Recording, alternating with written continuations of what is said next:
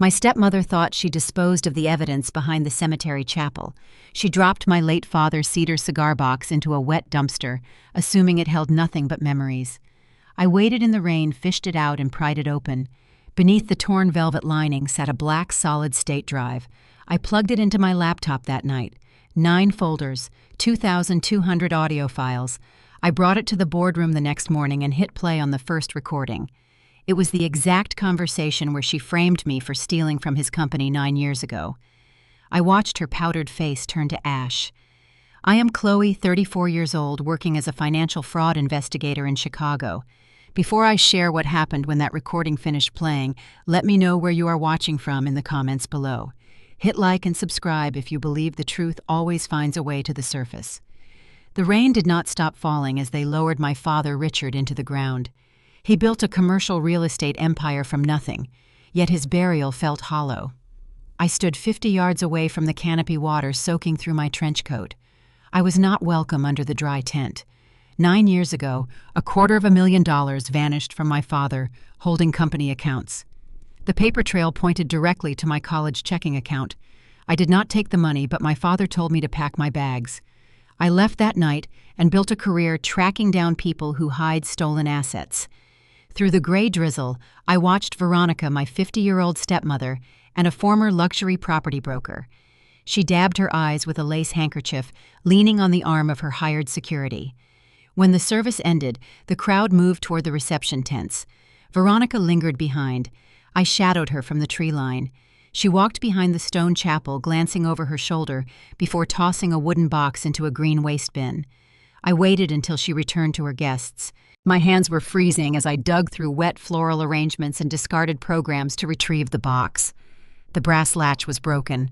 Inside, the cedar smelled faintly of tobacco. The velvet lining bulged. I tore the fabric back and found the drive. My phone vibrated in my pocket. A message glowed on the screen. It was from Veronica, legal counsel. The text ordered me to appear at the Willis Tower boardroom at 8 the next morning to sign a waiver terminating all my inheritance rights, a preemptive strike to cut me out before the estate went to probate. I drove straight to my apartment, stripped off my wet coat, and connected the drive to my workstation. The screen lit up.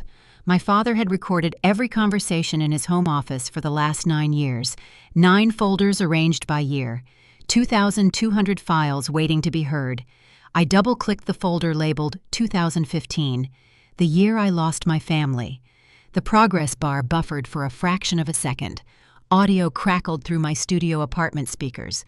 First, the sound of ice clinking against glass, then a heavy rattling cough. My father. He sounded exhausted, his breath hitching in the quiet space of his home office. "The numbers do not align, Veronica," he rasped. $250,000 is missing from the commercial holding accounts. The external auditors will find the discrepancy by Friday. Let them find it, Richard. I already took care of the narrative. Veronica's voice was crisp, unbothered, cutting through the static like a blade. Another voice joined the recording, a younger male voice typing rapidly on a mechanical keyboard in the background. "The routing protocol is complete," the man said.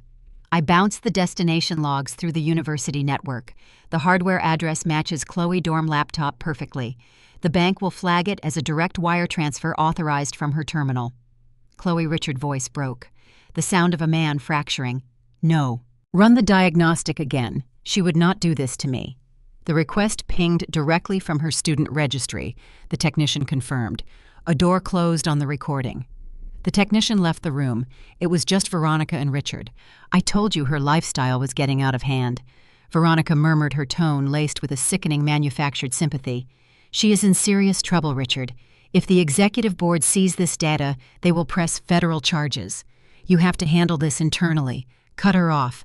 Make her leave before the investigators trace the funds to her." Richard wept. The sound of my father crying over a fabricated betrayal filled my living room.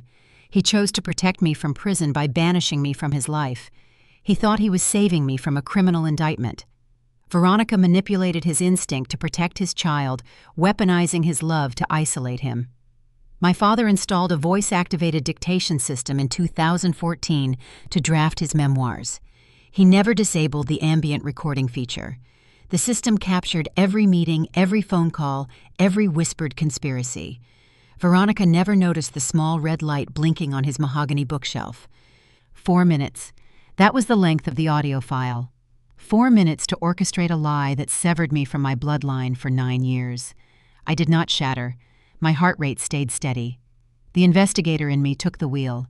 I isolated the audio track, enhanced the vocal frequencies, and ran a spectrograph analysis to confirm there were no digital splices. It was an authentic, continuous recording. Next, I initiated a secure transfer. I pushed the entire 2,200 file directory to a decentralized server farm in Switzerland. I set up a secondary mirror network in Singapore. Data redundancy is the only insurance policy that matters in corporate espionage. If Veronica managed to breach my apartment, she would only find an empty desk. I turned my attention back to the directory tree. Folder 9 sat at the bottom of the list. No date, no label, just a padlock icon. I double-clicked the folder. A command prompt flashed on the screen, demanding a 32-character alphanumeric string. Advanced Encryption Standard 256. Military-grade security. My father wanted the first 8 folders found, but he locked the 9th behind a digital fortress. Before I could write a brute force decryption sequence, the silence of my apartment broke. Heavy pounding struck my front door. The wood shuddered under the force. 3 sharp, aggressive knocks. I checked the hallway security camera feed on my phone. Standing under the flickering corridor light was Harper. 30 years old, wrapped in a damp cashmere trench coat, clutching a thick manila folder. Harper was my half-sister, the golden child who could do no wrong. While I navigated the grueling world of corporate fraud investigation, Harper spent the last decade building a luxury fashion empire. She was the face of magazine covers, the darling of charity galas bankrolled entirely by Veronica deep pockets. Harper lived her life on a runway, blissfully ignoring the dirt beneath the stage. I unlocked the deadbolt. Harper pushed her way inside, bringing the cold dampness of the Chicago storm into my living space. Her designer boots left wet marks on my hardwood floor. She did not offer a greeting. She slammed the manila folder onto my kitchen counter. It slid across the quartz and stopped against my coffee mug. "You are relentless," Harper sneered, brushing wet hair out of her face. "Dad was buried 6 hours ago, and you are already trying to bleed us dry." I leaned against the doorway, keeping my distance. "I have not requested a single dime from the estate, Harper." "Stop lying," she snapped. "Veronica attorneys got a security alert.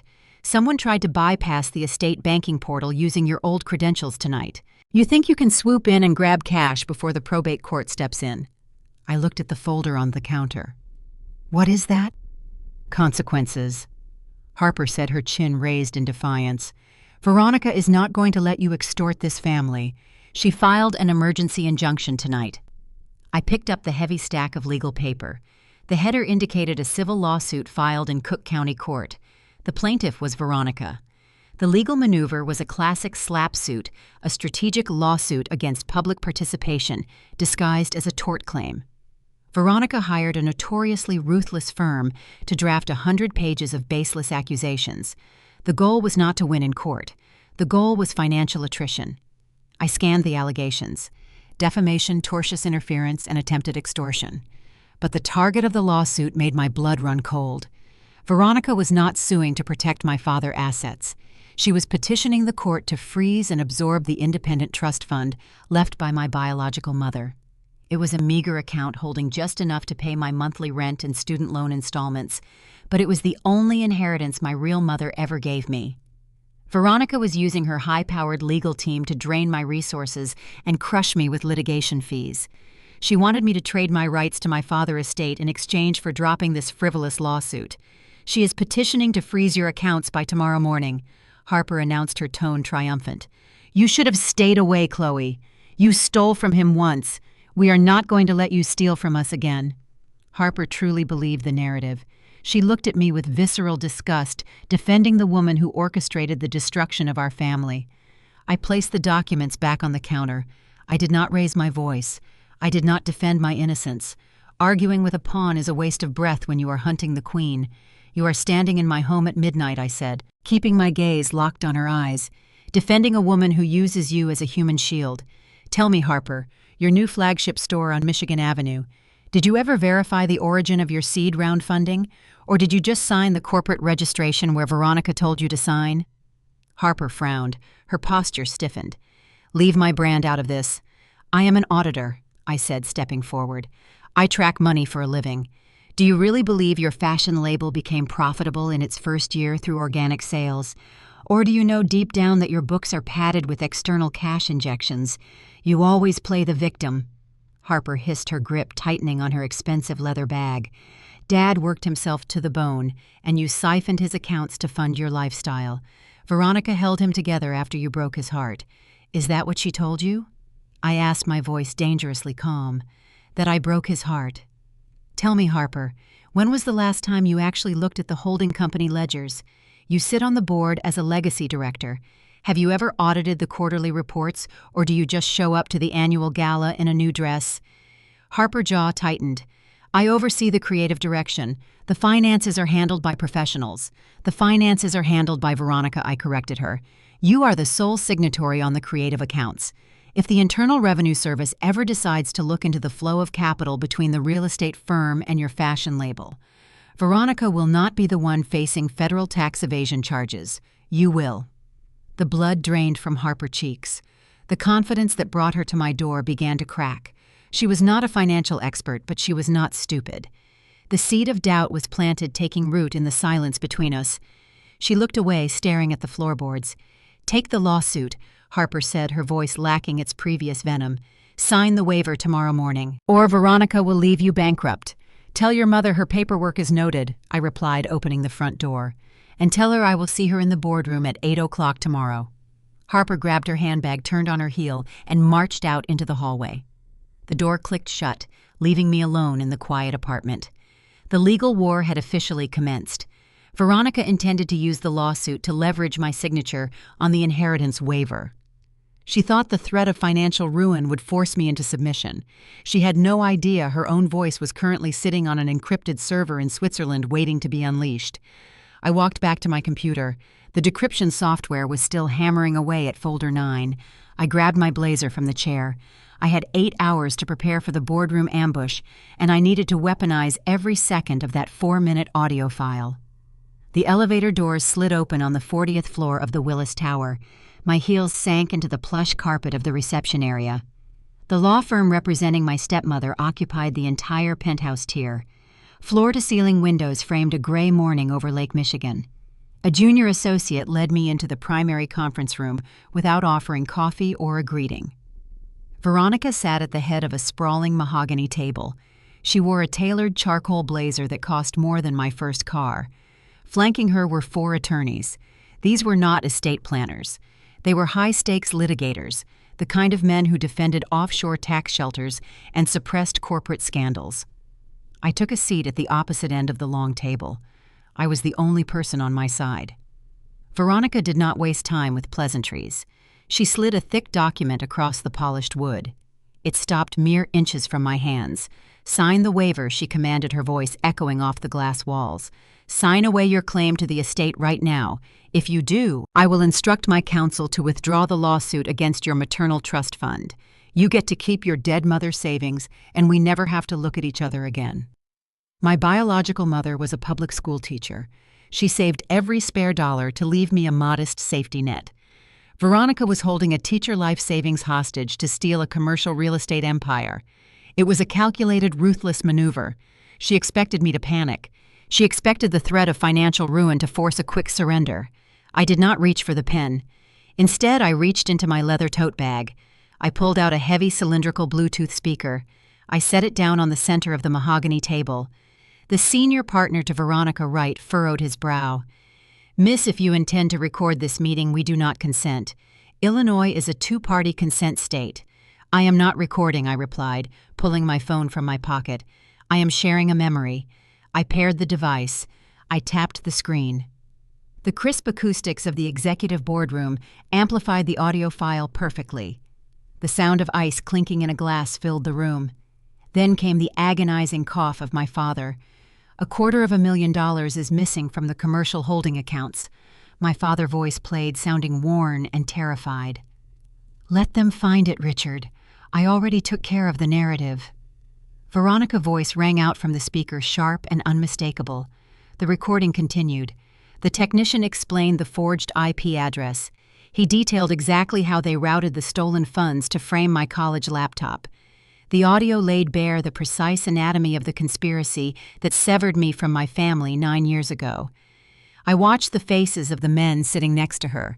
The senior litigator stopped spinning his silver pen. His posture stiffened. He pushed his chair back a fraction of an inch, a subconscious physical withdrawal from the woman sitting beside him. The junior associates stared at the table, refusing to make eye contact with anyone. They were officers of the court, and they had just listened to their client confess to federal wire fraud, identity theft, and extortion. The recording clicked off. Silence descended on the room like a heavy blanket. I looked directly at my stepmother. The color had drained from her face, leaving her expensive foundation looking like chalk against her skin. The tendons in her neck pulled tight against her pearl choker. For a fleeting second, the pristine mask of the luxury broker shattered, revealing the desperate grifter hiding beneath. "Withdraw your lawsuit," I told her, keeping my tone flat and even. "Relinquish your claim as the primary executor of the estate. If you refuse, I am walking out of this building and taking this audio file directly to the United States Attorney Office. You will spend the next 2 decades in federal prison." I waited for the collapse. I expected her to consult her lawyers.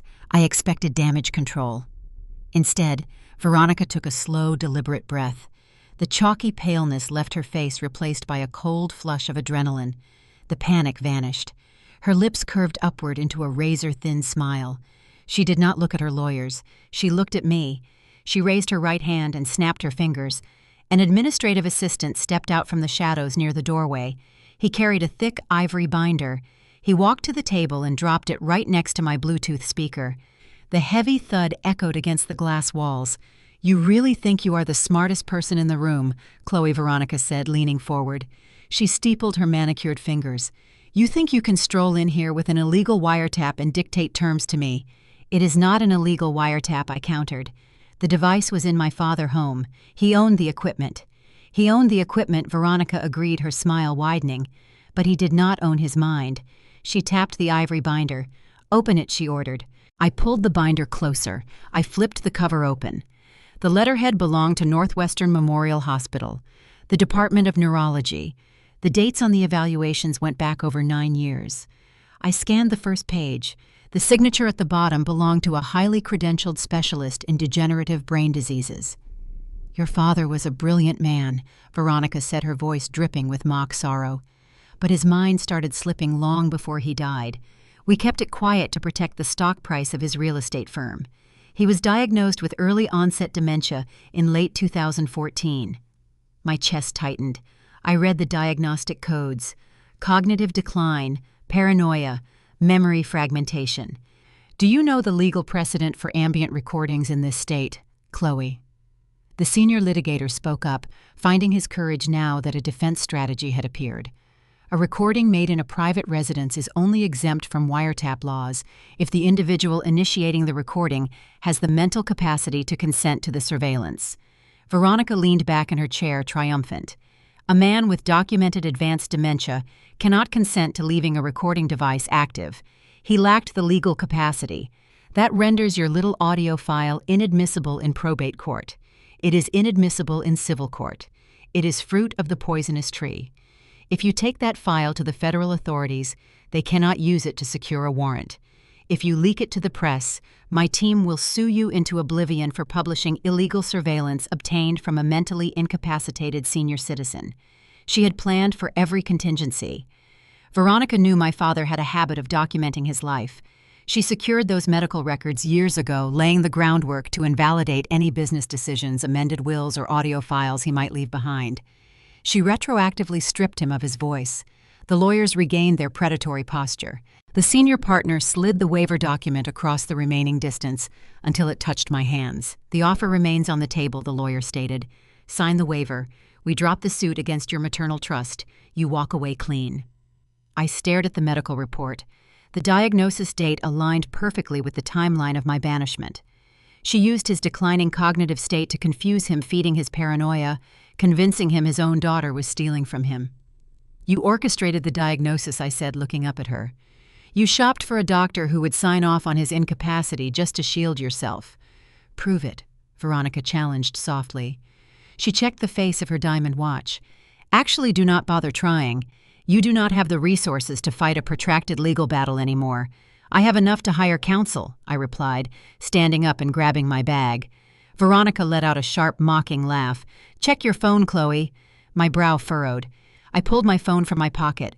The screen lit up with a sequence of push notifications. The first was an automated alert from Chase Bank. The second was from an independent credit union holding my maternal trust. I opened the banking application. My checking account balance read 0. My savings account read 0. A red banner stretched across the top of the interface. Account frozen pending court order. I filed the emergency injunction against your maternal trust fund at dawn.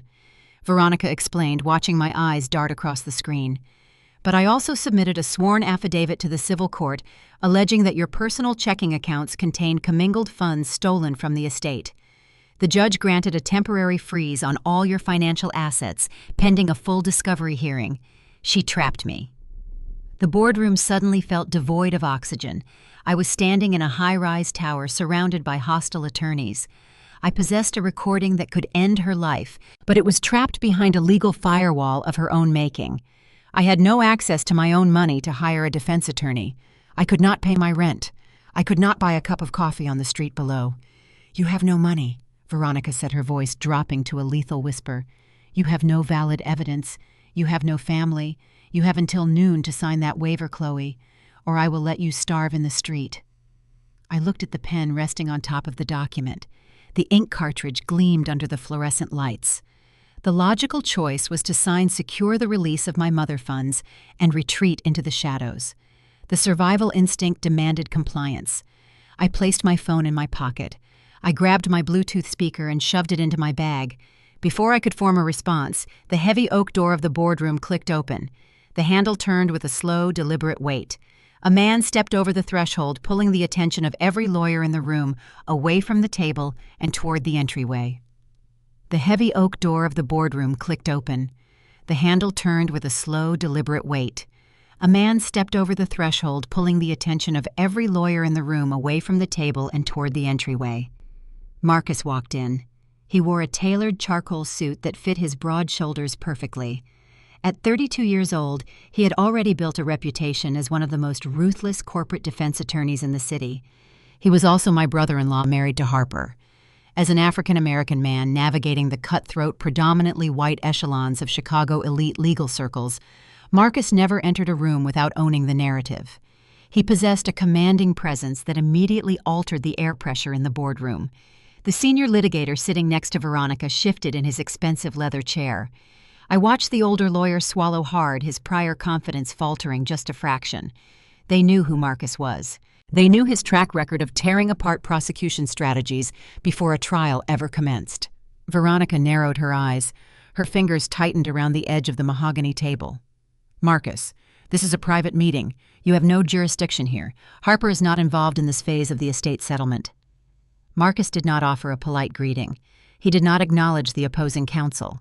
He walked the length of the room, his leather shoes silent against the thick carpet, and stopped directly behind my chair. He reached over my shoulder and picked up the ivory binder containing my father's medical records. Put that down, Veronica commanded, her voice sharpening into a blade. That is confidential health information protected under patient privacy statutes. The patient is deceased, Veronica Marcus replied, his tone deep and resonant. And the woman sitting in this chair is his direct bloodline. She has every right to review the documentation you are using to extort her. He flipped the binder open. His eyes scanned the diagnostic codes and the dense paragraphs detailing my father's supposed cognitive decline. He did not rush. He let the silence stretch, forcing the four litigators across the table to sweat under the weight of his scrutiny. I watched his gaze track down to the final page, landing on the signature of the evaluating physician. A slow, dangerous smile crept onto Marcus' face.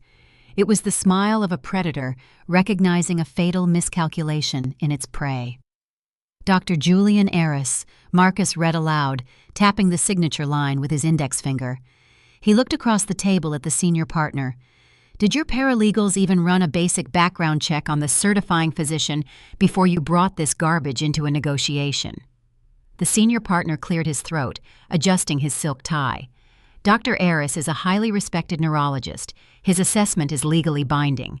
Dr. Aris was a respected neurologist. Marcus corrected him, tossing the binder back onto the table. Until 3 years ago, when the state medical board stripped him of his license. The federal government indicted him for accepting kickbacks from trust fund beneficiaries.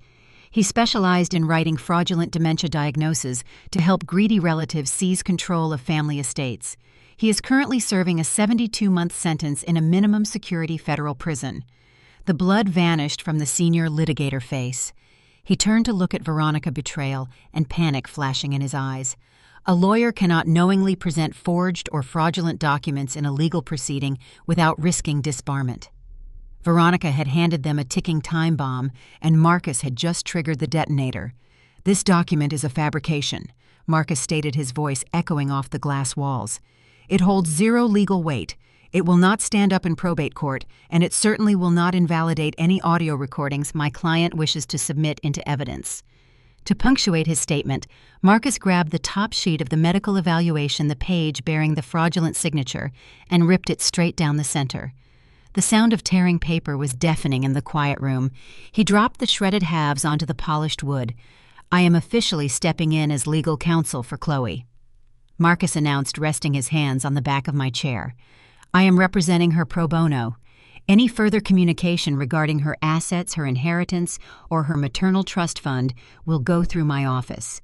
If you do not lift the freeze on her bank accounts by the end of business today, I will file a malicious prosecution countersuit and report every single attorney at this table to the ethics board for attempting to enforce a fraudulent medical directive." The illusion of control shattered. Veronica dropped her grieving widow facade. The polished, elegant socialite vanished, replaced by a venomous, desperate, cornered animal. She stood up, knocking her heavy chair backward. "You arrogant fool!" Veronica spat, her voice trembling with unvarnished rage. She pointed a manicured finger at Marcus. "Do you forget who you are talking to? Do you forget who wrote the check that kept your boutique law firm from going under 2 years ago? I funded your partnership. I secured your lease. I own you, Marcus. You turn on me, and I will pull my capital so fast your practice will be shuttered before the holidays." Marcus met her fury with a mask of pure ice. The racial and class dynamics hung heavy in the room. Veronica thought her wealth bought his loyalty. She thought a financial investment equated to ownership of a man who had fought tooth and nail for every ounce of his success. "You provided a seed loan," Veronica Marcus replied evenly. "A loan my firm pays back with interest every quarter. You do not own me. You do not own my ethics. And as of this exact moment, you have lost all leverage in this room. We are leaving." He tapped my shoulder. I grabbed my tote bag, securing the Bluetooth speaker inside. I stood up, feeling a surge of adrenaline replacing the crushing despair from just moments ago. We walked out of the boardroom together. I did not look back at my stepmother, but I could feel her toxic glare burning into my spine until the heavy oak doors shut behind us. We rode the elevator down 40 floors in total silence. Marcus kept his eyes fixed on the digital floor indicator, his jaw clenched tight. The confident, untouchable defense attorney from the boardroom was slowly fading, replaced by a man carrying an invisible, crushing weight. We exited the high-rise and walked out into the biting Chicago wind. We crossed the street and descended into a dimly lit underground parking garage. Marcus hit the unlock button on his keys. The headlights of his sleek black sedan flashed in the shadows. We climbed inside. The scent of rich leather filled the cabin. Marcus did not start the engine. He gripped the steering wheel with both hands, his knuckles turning pale. The silence stretched until the tension became suffocating. "Thank you," I finally said, keeping my voice low. "You saved me up there, but you just declared war on your own mother-in-law. Harper will never forgive you for taking my side." Marcus closed his eyes. He let out a long, ragged exhale. When he opened his eyes and looked at me, the fearless courtroom predator was gone. He just looked terrified. "I did not do it just to save you, Chloe," he admitted, his voice rough. "I did it because I am running out of time." I frowned, turning to face him in the passenger seat. "What are you talking about?" Marcus unbuttoned his suit jacket. Veronica was not bluffing about owning me. The seed loan she gave my firm 2 years ago did not come from a clean corporate account. I did not know it at the time, but the money was dirty. She routed it through a maze of shell companies. A few months ago, she showed me the real ledger. If that paper trail ever sees the light of day, I lose my license. I face federal prison time for money laundering. It would destroy my career, and it would destroy Harper. The revelation hit me like a physical blow. Veronica had not just manipulated my father. She had systematically compromised everyone in her orbit, turning family members into unwitting accomplices to ensure their absolute loyalty. She shackled Marcus with dirty money, forcing the sharpest lawyer in the city to act as her personal shield. She holds that ledger over my head every single day. Marcus continued staring through the windshield into the dark garage. She forces me to suppress lawsuits against her real estate ventures. She forces me to bury her mistakes. When I heard you found your father's hard drive, I realized it was my only way out. Richard recorded everything. If he caught her admitting to the wire fraud that framed you, he must have captured her discussing the origin of the dirty money she funneled into my firm. I thought about the encrypted files sitting on my server.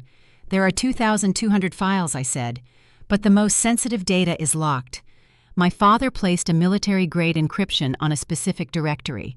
Folder 2 and Folder 9 are the anomalies. Folder 9 is sealed tight, but Folder 2 requires a different decryption key. I have not been able to break it yet.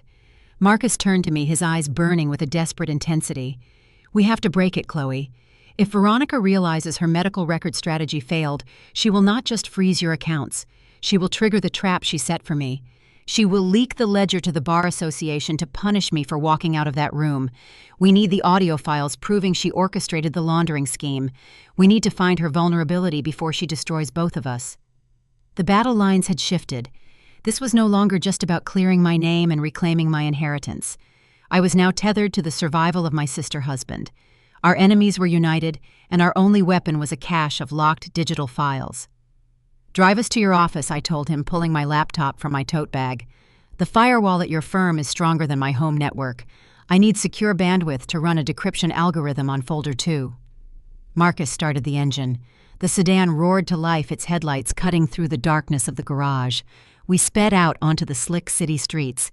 We were driving straight into a digital war zone, unaware that cracking that folder would unleash a secret far deadlier than stolen money. Marcus maintained a corner office in a midtown high-rise, a fortress of steel and glass dedicated to corporate defense law. The skyline of Chicago glittered outside the panoramic windows, but the interior felt like a bunker. We bypassed his legal team, locking ourselves inside. The heavy door clicked shut, sealing us in with the hum of the climate control system and the faint blue light of my laptop screen. I connected to his secure server, initiating a virtual private network tunnel through a proxy in Reykjavik. The decryption algorithm I wrote to attack Folder 2 was a brute force protocol designed to hammer the file encryption with thousands of password combinations per second. It sounded aggressive, but it required patience. We sat in silence, watching the progress bar crawl across the screen. Marcus paced the length of the room. His tie loosened, the pristine image of the powerhouse attorney unraveling under the strain. At 32, he had navigated cutthroat mergers and high-profile acquittals, but he had never faced an enemy operating entirely outside the boundaries of the law. Veronica played by a different set of rules. She weaponized family, leveraging blood ties to execute financial crimes. The progress bar hit 100%. A sharp chime echoed from my laptop speakers. The icon for Folder 2 unlocked, spilling its contents onto the desktop. 53 audio files. I selected the first one, a recording dated late 2016, almost a year after my banishment. I hit play. The familiar crackle of the ambient recording filled the room. The offshore structures are finalized, an unfamiliar male voice reported. It was not Richard. The cadence was too smooth, too calculated. It sounded like a financial manager. The Cayman Island registries have confirmed the incorporation documents, and the designated director Veronica voice asked, sharp and impatient. Listed exactly as instructed, the man confirmed. Harper Sterling Hayes. We utilized her fashion label brand equity as the primary front. To any external auditor, the capital flow appears as international wholesale revenue for her new boutique lines. The shell companies act as holding pens, washing the commercial real estate profits through the Cayman registries before funneling the clean cash back into your domestic accounts. Perfect, Veronica murmured, her tone dripping with satisfaction. Harper will never read the quarterly ledgers. She is too busy picking fabric swatches to understand the corporate structure. If the Internal Revenue Service ever flags the overseas transactions, the paper trail ends with the fashion label. Harper is the sole signatory. She assumes the liability. I paused the recording. The silence in the office was profound. Marcus stopped pacing. He stood frozen by the window, his reflection staring back at him in the glass. The air seemed to leave his lungs all at once. He was a brilliant lawyer. He knew exactly what he had just heard. Veronica had not just framed me to steal my father's estate. She had systematically transformed her own daughter into an unwitting mule for a massive international money laundering operation. Harper, the golden child, who spent her days organizing runway shows, and galas, was legally tethered to a criminal syndicate orchestrated by her own mother. Veronica structured the Cayman shell companies to insulate herself, ensuring that if the federal authorities ever investigated the missing real estate capital, the fashion empire would take the fall. Harper would go to federal prison, and Veronica would walk away clean. She used her, Marcus whispered, his voice cracking with a terrifying realization. She built Harper Brand just to use it as a laundromat. The seed money she gave my firm, it did not come from Richard. It came from the Cayman accounts. She washed the money through Harper Fashion Label, then handed it to me as a business loan to compromise my license. The scope of the betrayal was staggering. Veronica had trapped both Marcus and Harper in an invisible web of financial crimes. They were living in a luxury penthouse built on a foundation of federal felonies, all designed to protect the Queen. I reached for the mouse to cue the next file, hoping to find the account numbers needed to trace the Cayman funds. Before my finger touched the trackpad, the ambient lighting in the office flickered. The soft hum of the climate control system died abruptly. A heavy mechanical clunk echoed through the ceiling vents, followed by the shrill, ear-piercing screech of the building fire alarm. The emergency strobe lights began flashing, painting the office in harsh, rhythmic bursts of red.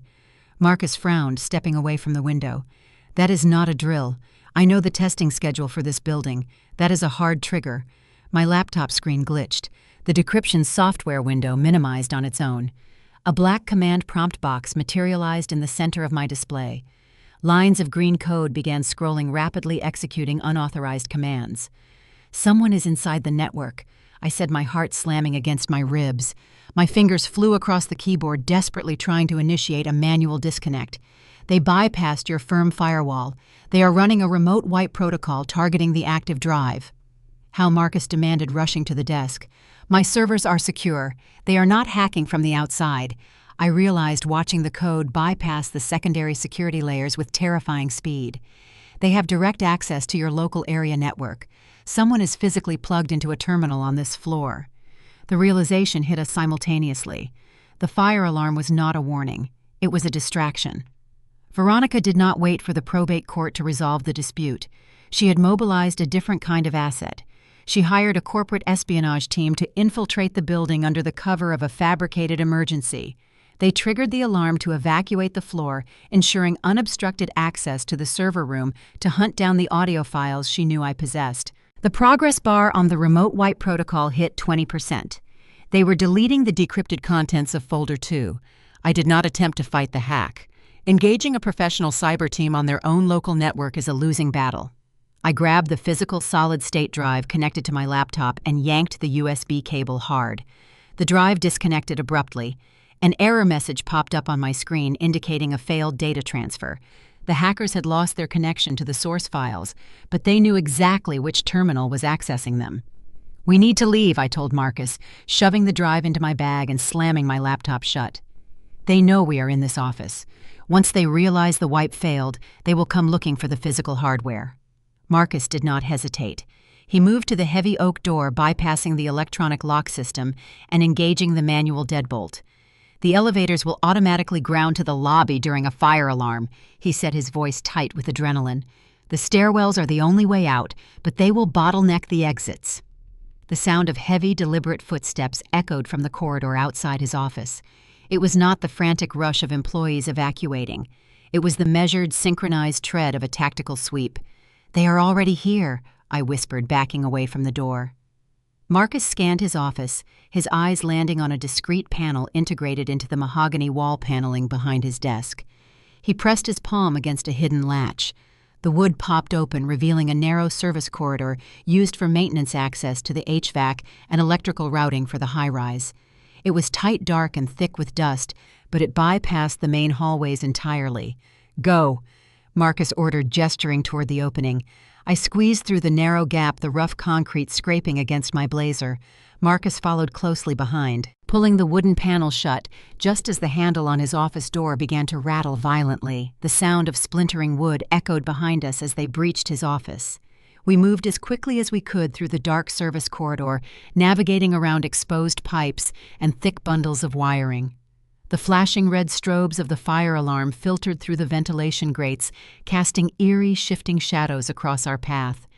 We could hear voices echoing from the main hallway, cold, professional commands directing the sweep. These were not common thugs. They operated with military precision. We reached a heavy metal access door that opened into the primary emergency stairwell. Marcus pushed it open a fraction of an inch, scanning the landing below. The stairwell was chaotic, filled with the last stragglers evacuating the upper floors. "Blend in," Marcus instructed, pushing the door wide.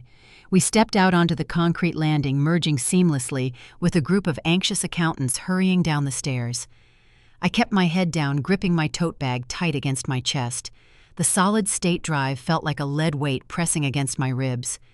We descended 20 floors, surrounded by the clamor of the evacuation blending into the frightened crowd.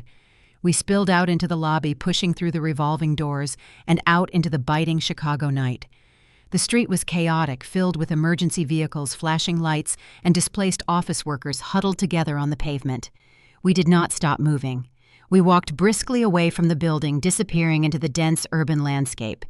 We survived the ambush, but the rules of engagement had changed. Veronica was no longer relying on fraudulent medical records and civil lawsuits. She was utilizing black market assets to erase the evidence, and she was willing to orchestrate an attack in the heart of the city to get it done. We needed a secure location to examine the rest of the files, and we needed to formulate a counteroffensive fast. But as we turned the corner, seeking the anonymity of the subway system, my phone vibrated in my pocket. A new message had arrived. It was not from a lawyer or a bank. It was from Harper, and the contents of her text threatened to tear our fragile alliance apart before it even began. Marcus maintained a discreet property in the West Loop, a ground-floor loft registered under an LLC. He used it primarily for high-profile clients, needing a secure staging ground away from the press. We arrived shortly after 3 a.m, exhausted and running entirely on adrenaline. The loft was sparse industrial and possessed an alarm system sophisticated enough to deter anyone who lacked a battering ram. We barely managed 2 hours of sleep on uncomfortable leather sofas. At 7 a.m, the harsh buzz of the intercom shattered the quiet. Marcus checked the security monitor by the door. His shoulders tensed. He unlocked the heavy steel door. Before he could speak, Harper pushed past him, her face flushed with a fury I had never seen her display. The golden child accustomed to careful curation and PR-managed aesthetics was unhinged. She wore a silk trench coat hastily thrown over gym clothes, her hair disheveled. She did not look at her husband. She marched straight toward me. The slap was swift, landing across my left cheek with a crack that echoed off the exposed brick walls. My head snapped to the side. The sting radiated through my jaw, but I did not retaliate. I stood my ground, watching the righteous anger contort her features. "You are vile," Harper spat, her voice trembling. "Veronica told me everything. You are not just trying to steal my mother inheritance. You are sleeping with my husband to secure a legal defense you cannot afford to pay for." Marcus stepped between us, his hands raised in a calming gesture. "Harper, stop. That is a lie. Veronica is manipulating you. Do not touch me." Harper shrieked, recoiling from him. She reached into her designer bag and produced a thick stack of legal documents, hurling them at Marcus' chest. The papers hit his shirt and scattered across the concrete floor. "I filed for divorce this morning. My mother lawyers are handling the separation of assets. You are getting nothing, Marcus. Neither of you are." Veronica had played her next card brilliantly. She knew Marcus and I had escaped the ambush at the law firm. She needed to sever the alliance between her daughter and her son-in-law before Marcus could show Harper the evidence of the money laundering scheme. So she fabricated a narrative of infidelity. She weaponized Harper's deepest insecurities, portraying me as the conniving seductress, plotting to steal both the family fortune and the devoted husband. It was a classic deflection, designed to ensure Harper would refuse to listen to a single word Marcus had to say. Harper stood amidst the scattered divorce papers, breathing heavily, waiting for a denial, waiting for a defense she could tear apart. She expected an argument. She expected chaos. I walked over to the kitchen island where my laptop sat. I plugged the solid-state drive into the USB port. I did not waste breath on a denial. The truth required no shouting. I opened the directory. I bypassed Folder 2 and navigated straight to Folder 3. I remembered scanning the meta tags the night before. Folder 3 contained files from late 2017, the year Harper launched her flagship boutique, the year her mother funded the massive expansion. I found a file time-stamped just weeks before the grand opening gala. I clicked play. The recording began with the familiar ambient hum of my father's home office, but the voices did not belong to Richard. It was Veronica, and she was not alone. The IRS flagged a discrepancy in the Cayman routing accounts, a man voice said. Deep authoritative. A voice I had not heard in the previous recordings. They are auditing the wholesale revenue streams for the new boutique. Let them audit, Veronica replied, her tone dismissive, laced with a cruelty that sent a shiver down my spine. The corporate structure is ironclad. All the signatory authority rests entirely on Harper's shoulders. Her name is on the lease. Her name is on the international wire transfers. She signed every single tax return. She is your daughter, Veronica. The man said, a hint of unease in his voice. If the federal agents dig deep enough, they will subpoena her. They will put her in a deposition. A chilling, humorless laugh erupted from the speakers. It was Veronica mocking the very concept of maternal loyalty. Harper is a useful idiot, Veronica sneered. She is too obsessed with her brand image to understand a basic balance sheet. She thinks she is a business mogul because I buy her good press. If the federal agents knock on her door, she will crumble. And when she does, she will take the fall. She is the designated scapegoat. I built her fashion label specifically to absorb the liability. If the laundering scheme collapses, Harper goes to federal prison, and the real estate capital remains untouched. She is collateral damage, always has been. The recording continued detailing the precise legal maneuvers required to ensure Harper absorbed the full brunt of any federal indictment, but the words were drowned out by a sound more agonizing than the audio file itself. Harper dropped to her knees. The pristine, unshakable confidence of the favored child shattered on the cold concrete floor. The illusion of a loving, supportive mother evaporated in the span of a 3-minute recording. Veronica had not nurtured her daughter's success out of love. She had meticulously groomed a fall guy. Every compliment, every investment, every proud smile was a calculated step in constructing a human shield. Harper let out a raw, broken sob. She curled inward, wrapping her arms around her stomach as if she had been physically gutted. The pain of discovering you are nothing more than a disposable asset to the person who gave you life is a trauma that defies description. Marcus knelt beside her. He did not say a word. He just placed a steady hand on her trembling shoulder. He let her cry. He let the devastation run its course. I watched the realization wash over my half-sister, the golden child, and the banished scapegoat. We were finally standing on the same ground. We had both been sacrificed by the same woman. When the sobs finally subsided into ragged breaths, Harper looked up. Her makeup was ruined, her eyes red and swollen. She stared at the laptop screen, then looked at me. The hatred that brought her to the loft was gone, replaced by a cold, terrifying clarity. "She called me this morning," Harper whispered, her voice hoarse. "Before I came here, she said she needed me to sign a proxy authorization for a real estate transaction." Marcus frowned, his lawyer instincts kicking in. "What transaction probate has not cleared? She cannot liquidate any of Richard's assets." "She is not liquidating a residential property," Harper said, pushing herself up from the floor. She wiped her face, her jaw setting with a newfound resolve. "She is selling the crown jewel." My blood ran cold. The crown jewel was the moniker for the Sterling Building, a massive historic skyscraper in the center of the financial district. It was the centerpiece of my father's commercial real estate empire valued at over $150 million. My father placed the property in a holding company independent of the primary estate. He listed Veronica and Harper as co-directors of that specific holding firm. She told me it was a strategic divestment. Harper continued, her voice gaining strength. She said a foreign investment fund offered a cash buyout, and she needed my signature to finalize the board approval. The closing is scheduled for 3:00 this afternoon at the brokerage firm downtown. Marcus swore under his breath, standing up quickly. She is cashing out. The fire alarm at my office. The hacked servers. She knows we have the recordings. She knows the offshore laundering scheme is compromised. She is not fighting for the estate anymore. She is liquidating the most valuable asset in the portfolio to flee the country with $150 million in untraceable funds before the federal authorities can freeze her accounts. I checked the time on my laptop. It was 11 in the morning. We had 4 hours to stop the transaction. "Can you block the sale?" I asked Marcus. "File an injunction contest her authority to sell." Marcus shook his head, his expression grim. "Not without a court order.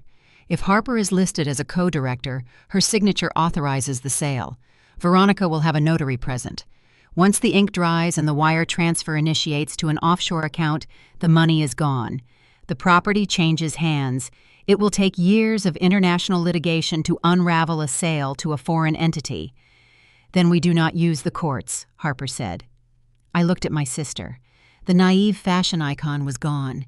In her place stood a woman who had just realized she was the target of a murder plot dressed up as maternal love. "I am a co-director," Harper stated, picking up her designer bag. "My physical presence is required to authorize the transfer. We are going to that brokerage firm, and we are going to blow this deal wide open." The dynamic had shifted. The three of us were no longer fighting separate battles. We were united by a shared enemy. But stopping a $150 million real estate transaction required more than just showing up and shouting. Veronica would anticipate interference. She would have security. She would have her lawyers. We needed a strategy to invalidate the sale before it commenced. We needed to leverage the audio files to destroy her credibility in front of the buyers. "We need the identity of the foreign investment fund," I told Marcus, grabbing my laptop and shoving it into my tote bag. "If we can prove to the buyers that the property is tied to an active federal money laundering investigation, their compliance officers will kill the deal instantly to avoid secondary liability." Marcus grabbed his car keys. "I can pull the buyer registry from the holding company filings on the way. Let's move." We rushed out of the loft, piling into Marcus' sedan. The midday Chicago traffic was brutal, an impenetrable wall of steel and exhaust. The clock was ticking down. We had to navigate across the city breach, a secure brokerage firm, and halt the largest real estate transaction of the year. As Marcus slammed on the accelerator, weaving through the congested streets, my phone vibrated. Another text message. This time it was from a number I did not recognize. It was a single image file, a photograph taken from across the street showing Marcus' sedan pulling out of the West Loop loft. We were being watched. The hackers who failed to wipe the servers had not given up. They tracked us to the safe house. "Marcus," I said, my voice tight, "we have a tail." He glanced in the rearview mirror. His eyes narrowed. A heavy black SUV with tinted windows aggressively changed lanes behind us, matching our speed. The race to the brokerage firm had just escalated from a legal maneuver to a high-speed pursuit through the heart of the city. We were carrying the evidence that could destroy Veronica, and the people chasing us were paid to ensure we never arrived. Marcus pushed the sedan hard, the engine roaring, as he merged onto the congested lanes of Interstate 90. The skyline loomed ahead, a jagged silhouette against the overcast sky. The dashboard clock read 12:15. We had less than 3 hours to reach the brokerage firm and secure a court order to halt the sale of the Sterling building. I balanced my laptop on my knees, the solid-state drive plugged in, scrolling rapidly through the decrypted audio files. "I need the name of the purchasing entity," I told Marcus, my eyes scanning the waveform data. "If I can match the buyer to a shell company mentioned in these recordings, we have grounds for an emergency injunction based on fraudulent conveyance. I am pulling the corporate registry data from the holding firm filings." Marcus replied, his voice strained as he navigated the erratic traffic. He tapped the touchscreen interface on the center console.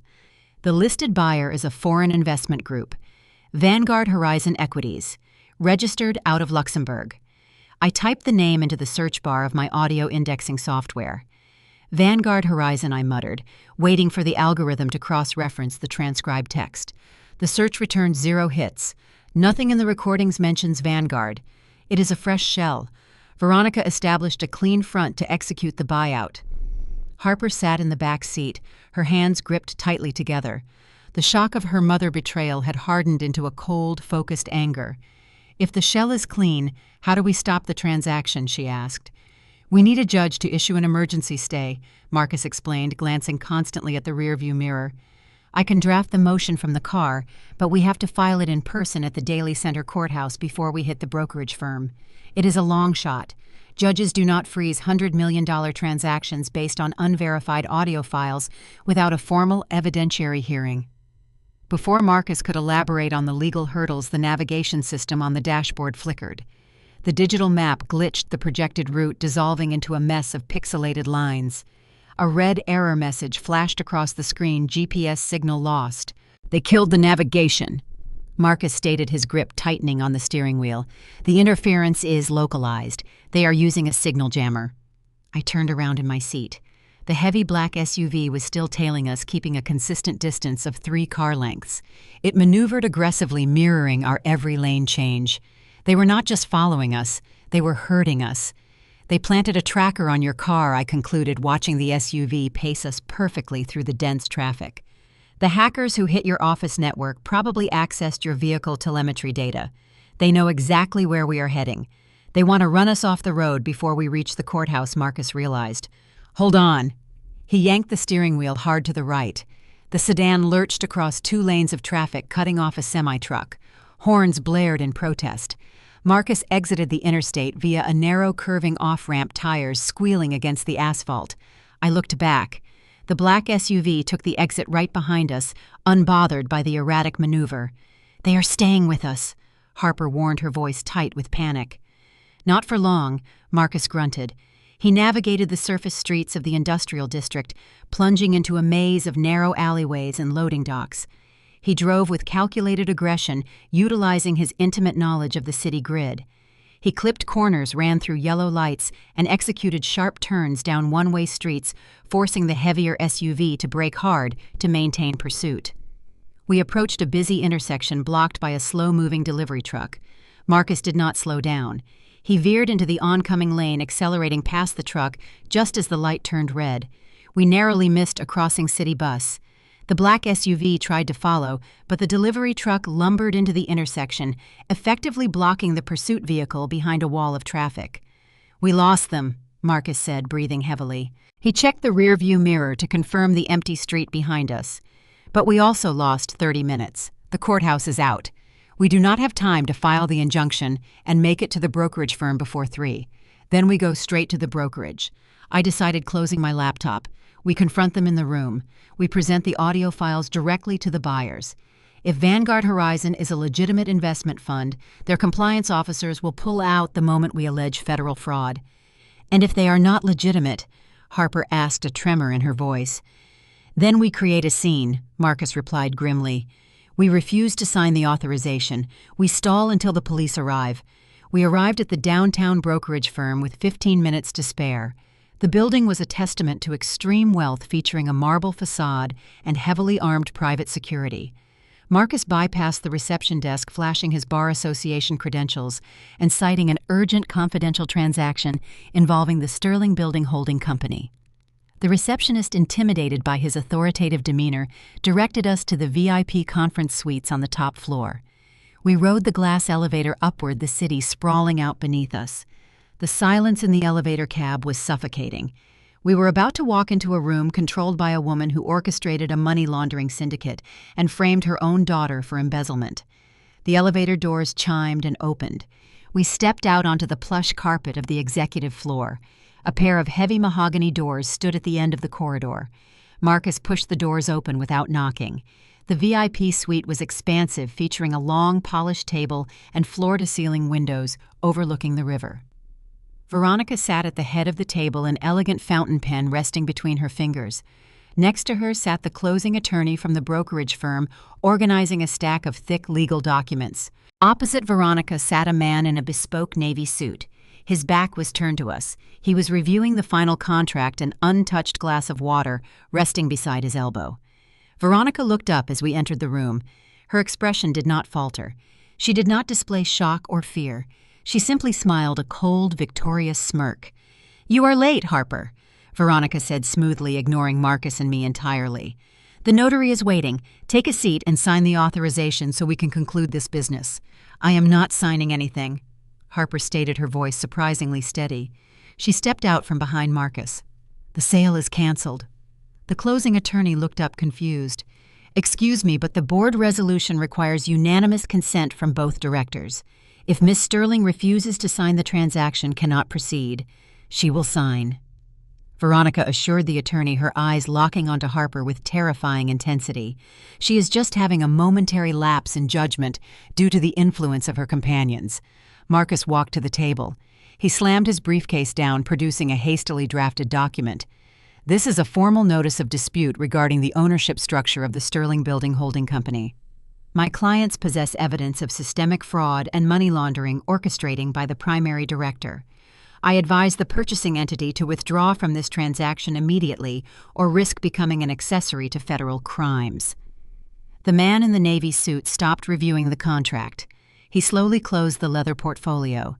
He did not seem alarmed by the accusation of federal fraud. In fact, his posture remained entirely relaxed. He turned around in his chair to face us. He reached up and slowly removed a pair of dark wire-rimmed sunglasses. The breath caught in my throat. Marcus froze, the aggressive stance of the defense attorney evaporating instantly.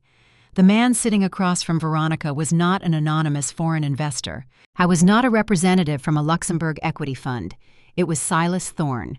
Silas Thorne was the former state prosecutor for Illinois. I was a man who wielded terrifying, unchecked power within the Chicago legal system before stepping down to enter private practice. He built a reputation for destroying careers, burying evidence, and orchestrating backroom deals that decided the fate of the city elite. He was the shadow architect of the justice system, a man who possessed the leverage to ruin anyone who opposed him. Thorne placed his sunglasses on the table. He looked at Marcus with an expression of mild amusement. "A formal notice of dispute." Thorne murmured, his voice deep and commanding. He picked up the document Marcus had slammed down, glancing at it briefly before tossing it aside. "How quaint. Tell me, Counselor Hayes, did you secure a judicial signature for this notice, or did you just print it off your laptop in the parking garage?" Marcus' jaw tightened. He knew exactly who Thorne was. Every defense attorney in the state feared Silas Thorne. "The evidence supporting the dispute is robust," Mr. Thorne, Marcus replied, maintaining his composure. "The audio files detail extensive offshore laundering. Vanguard Horizon is a fraudulent shell. If you proceed with this purchase, you are knowingly acquiring an asset tied to criminal enterprise." Thorne chuckled softly. He leaned back in his chair, resting his hands on his lap. "You misunderstand the situation, Marcus. Vanguard Horizon is indeed a shell company. I established it. I am the purchasing entity." The revelation struck like a physical blow. Veronica was not selling the building to a random foreign investor to flee the country. She was selling it to Silas Thorne. She was transferring the most valuable asset in my father portfolio directly into the hands of the most corrupt, powerful legal operator in the state. "You cannot buy this building," I interjected, stepping forward. "The transaction is fundamentally illegal. The capital used to fund the purchase is compromised." Thorne finally looked at me. His gaze was cold, evaluating me like a minor inconvenience. "Chloe, the prodigal daughter returns. Your stepmother warned me you might attempt to disrupt our arrangement. She said you possess an active imagination and a penchant for illegal wiretaps." He reached into his jacket pocket and produced a folded piece of paper. He slid it across the table toward Marcus. "That is a judicial override order," Thorne stated calmly. "Signed 20 minutes ago by a senior appellate judge. It explicitly nullifies any emergency injunctions or disputes filed against the Sterling Building Holding Company pending a formal review scheduled for next month. By then, the sale will be finalized, the funds will be dispersed, and the property will belong to Vanguard Horizon." He had anticipated our move. Thorne utilized his deep connections within the judiciary to preemptively crush any legal opposition. He blocked our only avenue of recourse before we even arrived at the building. Thorne turned his attention back to Harper. His voice dropped to a low, threatening register. "Sign the authorization, Harper. The paperwork is in order. Do not complicate a straightforward transaction." Harper stared at the pen. She looked at her mother, then at Thorne. The weight of the situation threatened to crush her. I realized then that we had focused entirely on the financial crimes. We treated the audio files as leverage in a corporate dispute. But Veronica's involvement with Silas Thorne suggested a much darker conspiracy. If Thorne was the ultimate beneficiary of this real estate transfer, his connection to Veronica went far beyond a simple business transaction. I needed to dive back into the audio files. I needed to understand the true nature of their relationship, because stopping the sale was no longer enough. We needed to expose the rot at the center of their alliance, and the key was hidden deep within the encrypted folders of my father's hard drive. Silas Thorne did not raise his voice. He did not need to. The judicial override order sat on the polished mahogany table, a physical manifestation of his unchecked influence. He gestured to the 2 private security guards positioned by the executive suite doors. Escort Counselor Hayes and his companions out of the building, Thorne instructed the guards, his tone mild, almost bored. If they resist, contact the local precinct and have them arrested for trespassing. Marcus stared at the override order. The signature belonged to a judge known for delivering favorable rulings to Thorne Old Prosecution Network. The legal avenue was completely sealed. Marcus grabbed his briefcase, his jaw clamped shut in silent fury. Harper lingered for a fraction of a second, her eyes locked on her mother. Veronica did not look back. She picked up the fountain pen and held it out, waiting for the closing attorney to present the final signature page. We were escorted out of the brokerage firm and deposited onto the busy downtown sidewalk. The cold wind bit through my coat. We had lost the skyscraper. The $150 million asset was transferring into the hands of a corrupt legal titan. "We need a new angle," Marcus said, pacing the pavement. "If Thorne is the buyer, the financial fraud files are useless. He controls the judges who would hear the case. He will bury the evidence before it reaches a courtroom." "There is more on the drive," I told him, gripping the strap of my tote bag. My father recorded 9 years of his life. If Thorne is connected to Veronica, there has to be a record of their early interactions. I am going back to the safe house to run a deep scan on the middle directories. Marcus nodded grimly. "I will leverage my contacts at the federal level. Thorne has enemies in the Department of Justice. If I can find a prosecutor outside his sphere of influence, we might have a shot at initiating a federal probe." We split up. Marcus took Harper to a secure location while I returned to the West Loop loft. The industrial space felt colder now, echoing with the crushing weight of our failure at the brokerage firm. I set up my workstation on the concrete kitchen island. I plugged in the solid-state drive. I bypassed the financial files in Folder 2 and targeted Folder 5. The timestamp indicated the files originated roughly 2 years ago, right around the time my father's health began its steep, inexplicable decline. I initiated the decryption sequence. The brute force algorithm hammered the encryption key for 30 agonizing minutes before the folder finally unlocked. I opened the directory. Unlike the previous folders, which contained hundreds of short audio clips, Folder 5 contained only a handful of unusually large files. I checked the metadata. These were not ambient recordings from the home office. The audio feed originated from a different IP address within the estate network. I hit play on the first file. The acoustic signature was different. The sound was muffled, punctuated by the rhythmic mechanical hiss of an oxygen concentrator. It was my father's bedroom. "The dosage needs to be increased," a male voice murmured. The deep, commanding cadence was unmistakable. It was Silas Thorne. My breath hitched. Thorne was not just a corrupt buyer. He was inside my father's house. He was in his bedroom. If we increase the dosage too quickly, the attending physician will notice the toxicity levels in his blood work. Veronica responded, her voice hushed, intimate. "The current regimen is working. The cognitive degradation is steady. He barely recognized the estate planner yesterday. We cannot wait another 6 months," Veronica Thorne insisted. The sound of fabric rustling echoed through the speakers. "The real estate market is shifting. We need to liquidate the commercial portfolio before the quarterly valuations drop. The proxy transition must happen now." "I am managing the timeline," Silas, Veronica said softly. The undeniable intimacy in her tone confirmed the darkest suspicion. They were not just business partners, they were lovers. The digitalis derivative is untraceable in standard toxicology screens. It mimics the symptoms of his existing cardiac condition perfectly. It induces the paranoia, the memory loss, the physical weakness. It is textbook early-onset dementia. Just ensure he signs the revised trust documents before the heart fails completely, Thorne commanded. I do not want his estranged daughter crawling out of the woodwork to contest the estate because he died intestate. Chloe is a ghost. Veronica dismissed the concern with a cruel laugh. She lacks the resources to fight us. By the time he expires, I will hold total power of attorney. The properties will transfer to Vanguard Horizon, and we leave this miserable city behind. I slammed my hand down on the spacebar, stopping the playback. The air in the loft felt suffocating.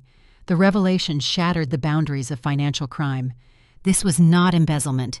This was not a dispute over inheritance. It was premeditated murder. Veronica and Silas Thorne had systematically poisoned my father. They laced his heart medication with a chemical agent designed to destroy his mind and slowly stop his heart. They tortured him for 2 years, trapping him in a deteriorating body just to seize control of his real estate empire. My father did not die of natural causes. He was assassinated by the woman he married and the prosecutor who swore to uphold the law. The sheer magnitude of the evil paralyzed me. I stared at the laptop screen, the audio waveform frozen in place. I held the evidence of a capital murder conspiracy. This single audio file was enough to send both of them to death row. I reached for my phone to call Marcus. We did not need a federal prosecutor anymore. We needed the Homicide Division. We needed to arrest them before they boarded a flight out of the country. Before I could dial his number, my phone vibrated in my hand. An incoming text message from an unknown number. I opened the notification. It was a video file only 5 seconds long. I tapped the screen. The video buffered, then played. The footage was captured from a distance shot through the chain-link fence of a suburban playground. Children were running around the jungle gym, their colorful winter coats bright against the gray afternoon. The camera zoomed in, focusing on a specific little girl with braided hair wearing a bright yellow jacket. She was laughing, hanging from the monkey bars. It was Maya. Marcus and Harper, 4-year-old daughter. The video ended. A text message immediately followed. Delete the drive. Wipe the server. Or you can pick her up from kindergarten in a body bag. The blood rushed to my ears. A deafening roar filled my head. The phone slipped from my trembling fingers, clattering against the concrete counter. They were watching Marcus' family. Thorne did not just possess judicial influence. He commanded a network of violent operatives willing to target a child to protect his freedom. The leverage had shifted violently from the courtroom to a matter of life and death. If I took the audio file to the police, Thorne would execute the order before the squad cars ever reached his location. He was daring me to trade the justice my father deserved for the life of my innocent niece. I was trapped in a nightmare scenario engineered by a monster. The evidence of my father murder sat on my hard drive, rendered utterly useless by the threat hanging over a 4-year-old girl playing blissfully on a jungle gym. The video of Maya playing on the monkey bars burned into my retina. The threat was not ambiguous.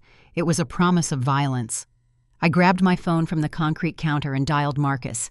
He picked up on the first ring, his voice-tight background noise suggesting he was moving quickly through a crowded space.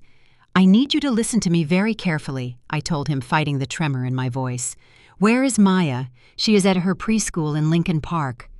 Marcus replied, his tone shifting instantly from legal strategist to protective father. Harper is on her way to pick her up. Why? What is wrong? Call the school. Tell them to initiate a lockdown protocol. Tell Harper to wait inside the building until you arrive with private security. I took a ragged breath. Thorne just sent me a video of Maya on the playground.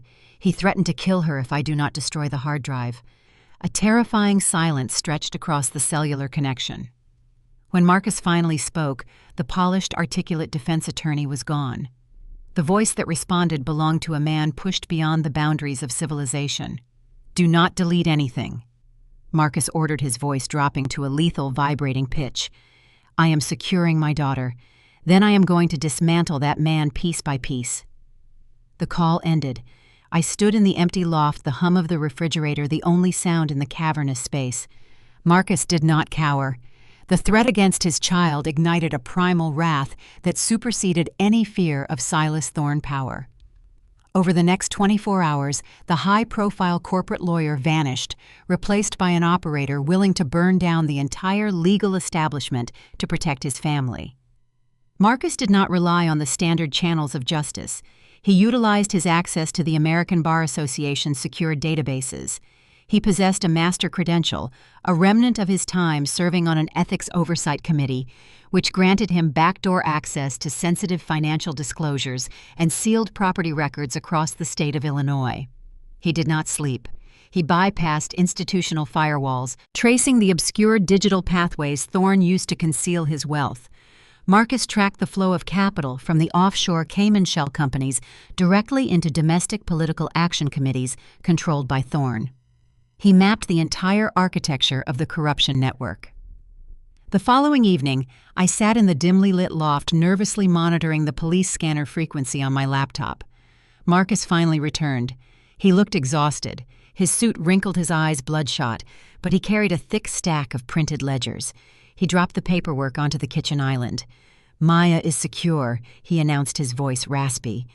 Harper took her to an undisclosed location out of state. I hired a private security detail composed of former special operators. Thorne cannot touch her. Relief washed over me, brief and intense. "And the financial records?" I asked, gesturing to the stack of paper. "Did you find the answer immediately?" He stared at the ledgers, his expression grim. He looked at me, a profound sadness settling over his features. "I found the link," Chloe Marcus said quietly. "But I also found out how Veronica and Thorne insulated themselves from the murder charge." My stomach dropped. "What do you mean?" Marcus pulled a specific document from the stack and slid it toward me. It was a digital purchase order receipt from a specialized pharmaceutical supplier based in Eastern Europe. The receipt detailed the acquisition of a highly concentrated digitalist derivative, the exact chemical agent Veronica mentioned in the audio recording. The substance used to simulate my father's dementia and ultimately stop his heart. I looked at the billing information. The blood froze in my veins. The purchaser was listed as Chloe Sterling. The billing address matched my college dormitory from 9 years ago. The payment method was linked to a routing number associated with the same bank account Veronica used to frame me for the embezzlement. "They did not just steal your identity to frame you for a financial crime," Marcus explained, his voice heavy with grim realization. "They established a ghost profile in your name. They used your identity to purchase the untraceable toxins. They funneled the dirty money through accounts registered to your social security number. The entire murder plot, the acquisition of the poison, the financial motive, the paper trail points directly to you. The brilliance of their cruelty was paralyzing. Veronica and Thorne did not just murder my father. They meticulously engineered the evidence to ensure that if the toxicology reports ever surfaced, the estranged, disgruntled daughter who was banished for stealing money would become the prime suspect for patricide. They framed me for murder." I whispered the words, tasting like ash in my mouth. Marcus nodded slowly. "Thorne knows we have the audio files. He knows his position is compromised. He triggered the failsafe." Before I could ask what he meant, the police scanner application on my laptop erupted in a flurry of chaotic chatter. The dispatcher voice cut through the static, broadcasting an urgent alert across all active frequencies. "All units be advised. Suspect identified as Chloe Sterling. Wanted in connection with the homicide of Richard Sterling. Arrest warrant issued by the state attorney office. Suspect is considered armed and extremely dangerous. Do not approach. Call for backup." The room spun. The walls of the loft seemed to close in around me. Thorne had mobilized his network within the prosecutor office. He fast-tracked the fraudulent evidence to a grand jury and secured a homicide warrant. The entire Chicago Police Department was now actively hunting me for the murder of my own father. I transitioned from a fraud investigator seeking justice to the most wanted fugitive in the state in the span of 60 seconds. "You cannot stay here," Marcus said, moving quickly toward the door. He tossed me a set of keys and a burner phone. "The loft is registered to an LLC, but Thorne has the resources to trace my assets. The tactical teams will breach this location within the hour. You need to disappear. I am not leaving without the hard drive," I insisted, grabbing my laptop and shoving the solid-state drive deep into my bag. "Keep moving." Marcus ordered, holding the door open. "I will file motions to suppress the arrest warrant, but the judicial system is compromised. You cannot get caught. If Thorne gets you in police custody, you will not survive the holding cell. He will arrange an accident before you ever see a judge." I ran out into the frigid night, the wail of distant sirens already echoing through the city canyons. I abandoned the upscale West Loop neighborhood, plunging into the shadows of the urban grid. I navigated the labyrinthine alleyways, avoiding main thoroughfares and security cameras. I needed to shed my identity completely. I found a 24-hour pharmacy on the outskirts of the city. I purchased a pair of cheap scissors and a box of harsh black hair dye. I locked myself in the grimy restroom of a fast food restaurant. I stared at my reflection in the cracked mirror. The polished professional was gone. I took the scissors and sheared off my shoulder-length hair, cutting it into a jagged, uneven bob. I applied the noxious black dye, transforming my appearance into someone unrecognizable. I emerged an hour later, pulling the hood of a cheap sweatshirt over my head. I traveled south, utilizing the sprawling anonymous transit system to reach the South Side. I needed a location outside the jurisdiction of Thorne immediate influence, a place where the police rarely ventured unless they were executing a raid. I found a dilapidated motel situated next to an abandoned industrial park. The neon sign buzzed erratically, casting a sickly red glow over the cracked pavement. The clerk sitting behind the bulletproof glass did not ask for identification when I slid a $100 bill under the partition. He handed me a physical brass key attached to a heavy plastic fob. I locked myself inside the cramped, mold-smelling room. The faded floral wallpaper peeled at the corners. The mattress sagged in the center. I sat on the edge of the bed, the roar of a passing freight train rattling the single-pane window. I was entirely alone. I was branded a murderer. The wealth and power of the Chicago elite were mobilized to destroy me. I possessed the evidence to exonerate myself and dismantle Thorne Empire, but the judicial system was weaponized against me.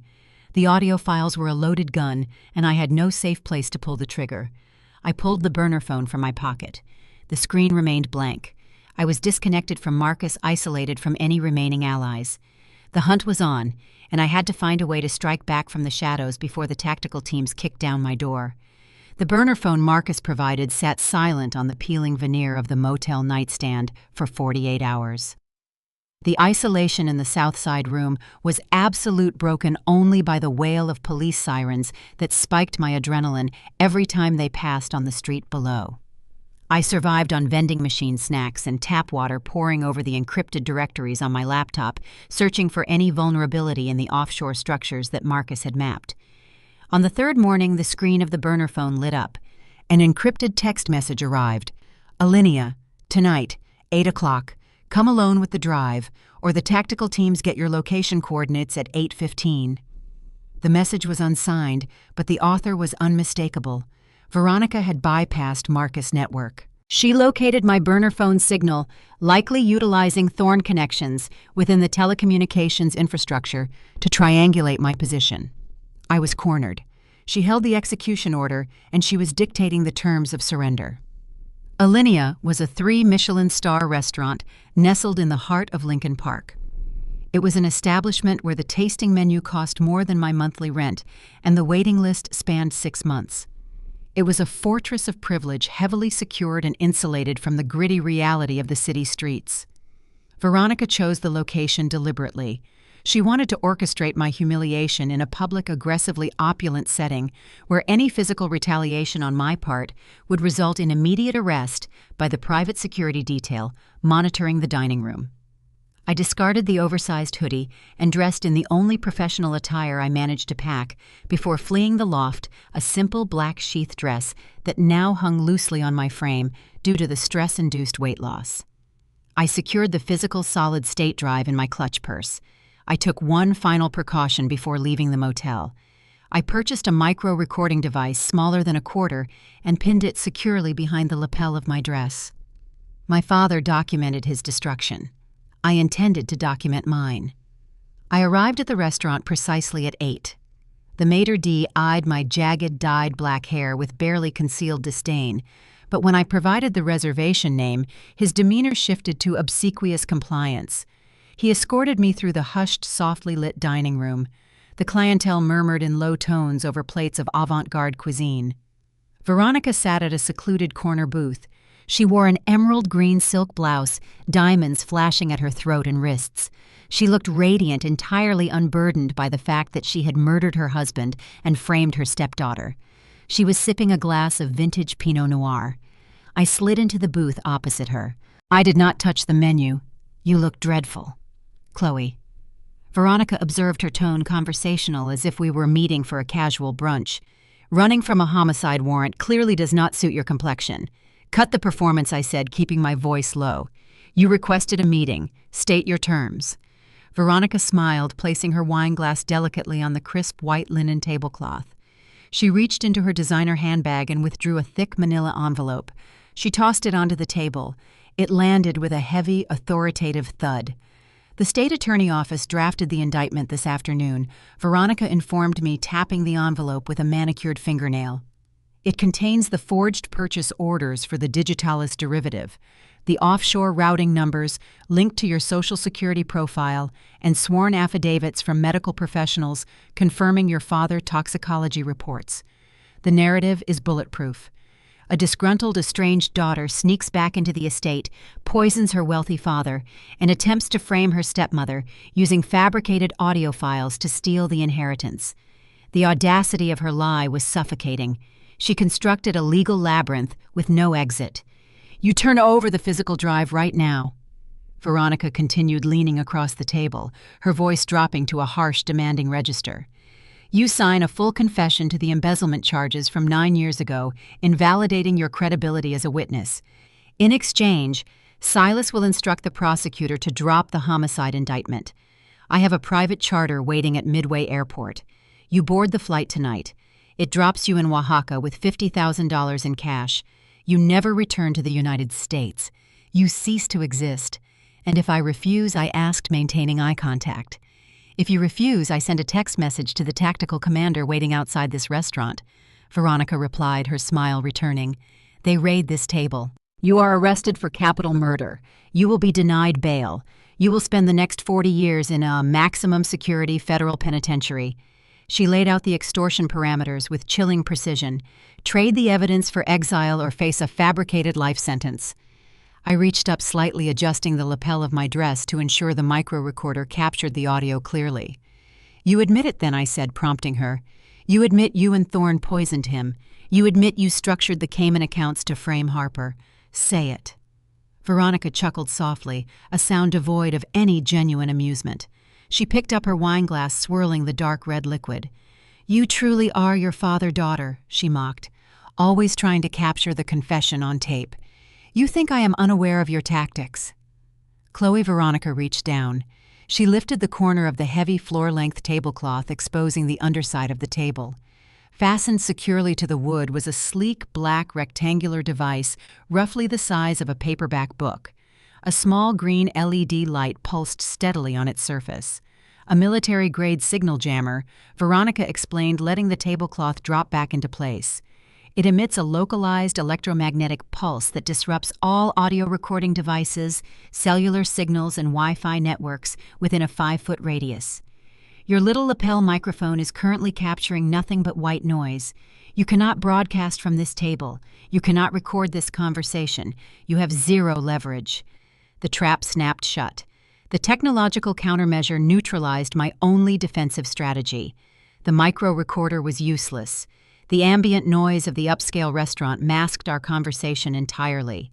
We existed in a localized vacuum, where her extortion was invisible to the dozens of elite diners surrounding us. "Hand over the drive, Chloe." Veronica demanded, extending her hand across the table, palm up. "The game is over. You lost. Choose exile, or choose a cage." I stared at her outstretched hand. The diamonds on her wrist caught the ambient light, sparkling with a cold, unforgiving brilliance. The weight of the solid-state drive in my clutch purse felt immense. It contained the voices of the dead, the evidence of a sprawling criminal syndicate, and the key to clearing my name. Handing it over meant surrendering my father's legacy to the woman who murdered him. It meant allowing Thorne to continue operating his corrupt empire with impunity. It meant Harper would remain forever tethered to the looming threat of the Cayman Island tax evasion charges. But the alternative was immediate arrest. The flashing blue and red lights were already waiting outside the restaurant doors. The forged indictment was ready to be filed. The legal system manipulated by Thorne would consume me whole. I slowly opened my clutch purse. My fingers brushed against the cold metal casing of the solid-state drive. The survival instinct screamed at me to surrender the hardware, take the flight to Mexico, and disappear into the anonymity of exile. It was the logical choice, the only choice that guaranteed I would not die in a concrete cell. I pulled the drive from my purse. The small rectangular device felt heavy with the burden of defeat. I looked at Veronica's triumphant, greedy expression. She believed she had won. She believed her wealth, her connections, and her sheer ruthlessness had triumphed over the truth. I placed the drive onto the white linen tablecloth. Veronica let out a sharp, satisfied exhale. Her fingers twitched, eager to snatch the hardware and complete the transaction. She had successfully extorted the final piece of evidence, securing her freedom and her fortune. But as her hand moved toward the drive, the overhead lighting in the restaurant flickered. It was a subtle fluctuation, barely noticeable amidst the opulent decor, but it triggered a memory of a fire alarm and a hacked server. I realized in that fraction of a second that handing over the drive was not the end of the conflict. It was merely the catalyst for an entirely new catastrophic sequence of events that Veronica could not control. Veronica snatched the solid-state drive off the linen tablecloth. The diamonds on her wrist flashed as her fingers closed around the black casing. The exchange concluded. She won. The charter flight departs from Midway Terminal 3 in 1 hour. Veronica instructed, her tone brisk and dismissive. She slid a sleek black smartphone across the table. The ticket itinerary is preloaded. Do not contact anyone. Do not deviate from the route. The tactical units outside will stand down, but they will monitor your transit to the airfield. I did not offer a verbal confirmation. I stood up my chair, scraping harshly against the polished hardwood floor. The sound drew brief, annoyed glances from the neighboring tables, but the elite diners quickly returned to their hushed conversations. I walked out of Alinea, leaving the forged indictment and the useless micro-recorder behind. The cold Chicago rain lashed against my face as I stepped out from under the restaurant awning. The promised tactical units were visible in the shadows, unmarked sedans idling menacingly on the perimeter. They allowed me to pass. I hailed a cab and directed the driver south toward Midway Airport, adhering to the dictated escape route. I played the role of the defeated fugitive perfectly. Back in the restaurant, Veronica did not wait to celebrate her victory. She paid the exorbitant bill, collected her designer coat, and entered her waiting limousine. She needed to verify the destruction of the evidence immediately. She ordered her driver to return to the heavily fortified Gold Coast penthouse she inherited upon my father's death. Inside the opulent study, surrounded by mahogany bookshelves and original artwork, Veronica powered on her encrypted workstation. She plugged the solid-state drive into the terminal. Her objective was straightforward: execute a total data wipe format, the drive, and physically incinerate the hardware. She opened the directory tree. The 9 folders appeared on her screen exactly as Marcus and I had viewed them. She highlighted the entire list and initiated the deletion protocol. The progress bar appeared, but it did not move forward. The screen froze. Veronica tapped the mouse impatiently. The cursor refused to respond. The system was locked. Suddenly, a black command prompt window expanded across her monitor, overriding the operating system interface. Lines of red code began cascading down the screen at an aggressive, blinding speed. The deletion protocol failed. An execution script had taken priority. Veronica panicked. She tried to manually eject the drive, but the USB port locked down electronically. She attempted a hard reboot, holding down the power button, but the terminal ignored the physical command. The machine was hijacked. She did not know that the drive she held was a tactical decoy. During my 48 hours of isolation in the Southside Motel, I did not just hide from the police. I analyzed the encryption architecture of the drive. The first 8 folders contained standard audio files protected by a complex but crackable algorithm. However, Folder 9 was an anomaly. It resisted every brute force attack I deployed. It was a digital vault demanding a 32-character alphanumeric key. The breakthrough occurred on the second sleepless night. I reviewed the medical files Veronica provided during the initial boardroom ambush. The documents chronicled my father's supposed dementia, but they also detailed his genuine cardiac treatments, including the installation of an advanced Bluetooth-enabled pacemaker in late 2022.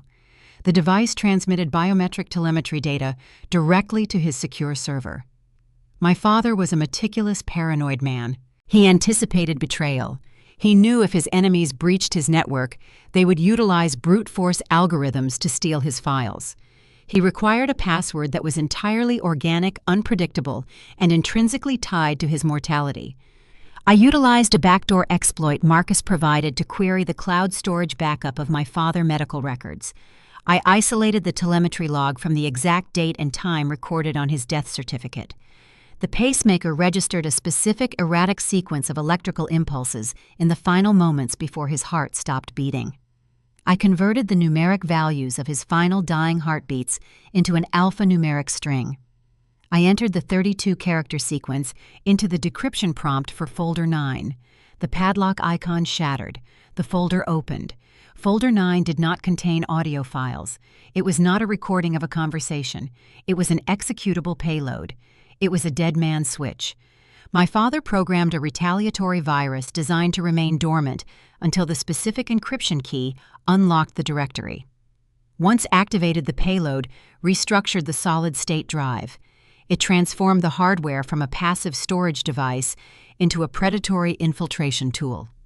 I loaded the payload onto the drive before departing for the Alinea extortion dinner. I handed Veronica a loaded digital weapon. In the Gold Coast penthouse, Veronica watched in horror as the red code finished executing its primary directive. The virus bypassed her network firewalls, burrowing deep into her local server. It did not wipe her data. It copied it. The command prompt displayed a progress report.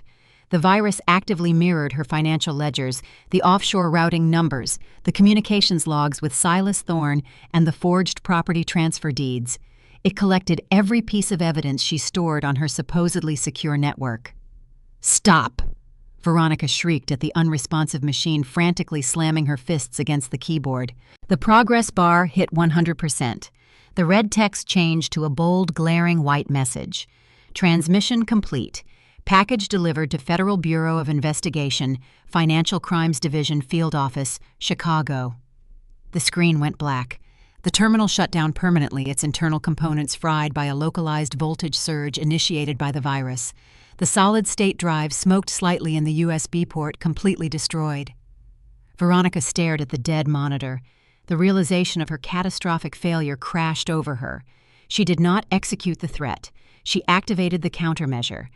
The federal authorities now possessed the unredacted evidence of her entire criminal syndicate, delivered directly from her own compromised server. The offshore accounts, the money laundering, the conspiracy with Thorne. The FBI had everything. The carefully constructed illusion of the grieving widow was obliterated. The tactical advantage vanished. She was exposed. The panic morphed into a blinding feral rage. She could not stop the federal investigation, but she still possessed the leverage to inflict devastating collateral damage. She grabbed her phone and dialed Silas Thorne. The drive was a trap. Veronica screamed into the receiver the moment he answered. She infected the network. The ledgers are gone. They pinged straight to the federal servers. Thorne's response was chillingly calm. The federal warrants will take hours to process. The local jurisdiction is still under my purview. We initiate the Scorched Earth Protocol immediately. Veronica did not hesitate. The vengeance she sought was swift and absolute. She targeted the weakest link in the alliance. She targeted Harper. She utilized the emergency powers drafted into the holding company bylaws powers she secured when she forged my father's signature. She contacted the private banking institution managing Marcus and Harper personal finances, claiming uncovering massive embezzlement within Harper fashion. Label: Veronica executed a hard freeze on all their joint accounts, credit lines, and trust disbursements. She did not stop at financial ruin. She weaponized the real estate portfolio.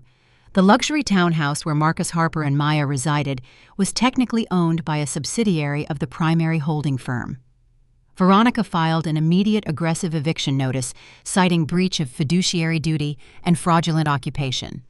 She dispatched a private security contractor team, heavily armed and operating under the guise of asset protection, to physically remove them from the premises. At 2 in the morning, the freezing Chicago wind howling outside heavy fists pounded on the front door of Marcus' townhouse. Marcus jolted awake, checked the security monitors. 4 men in tactical gear stood on his porch.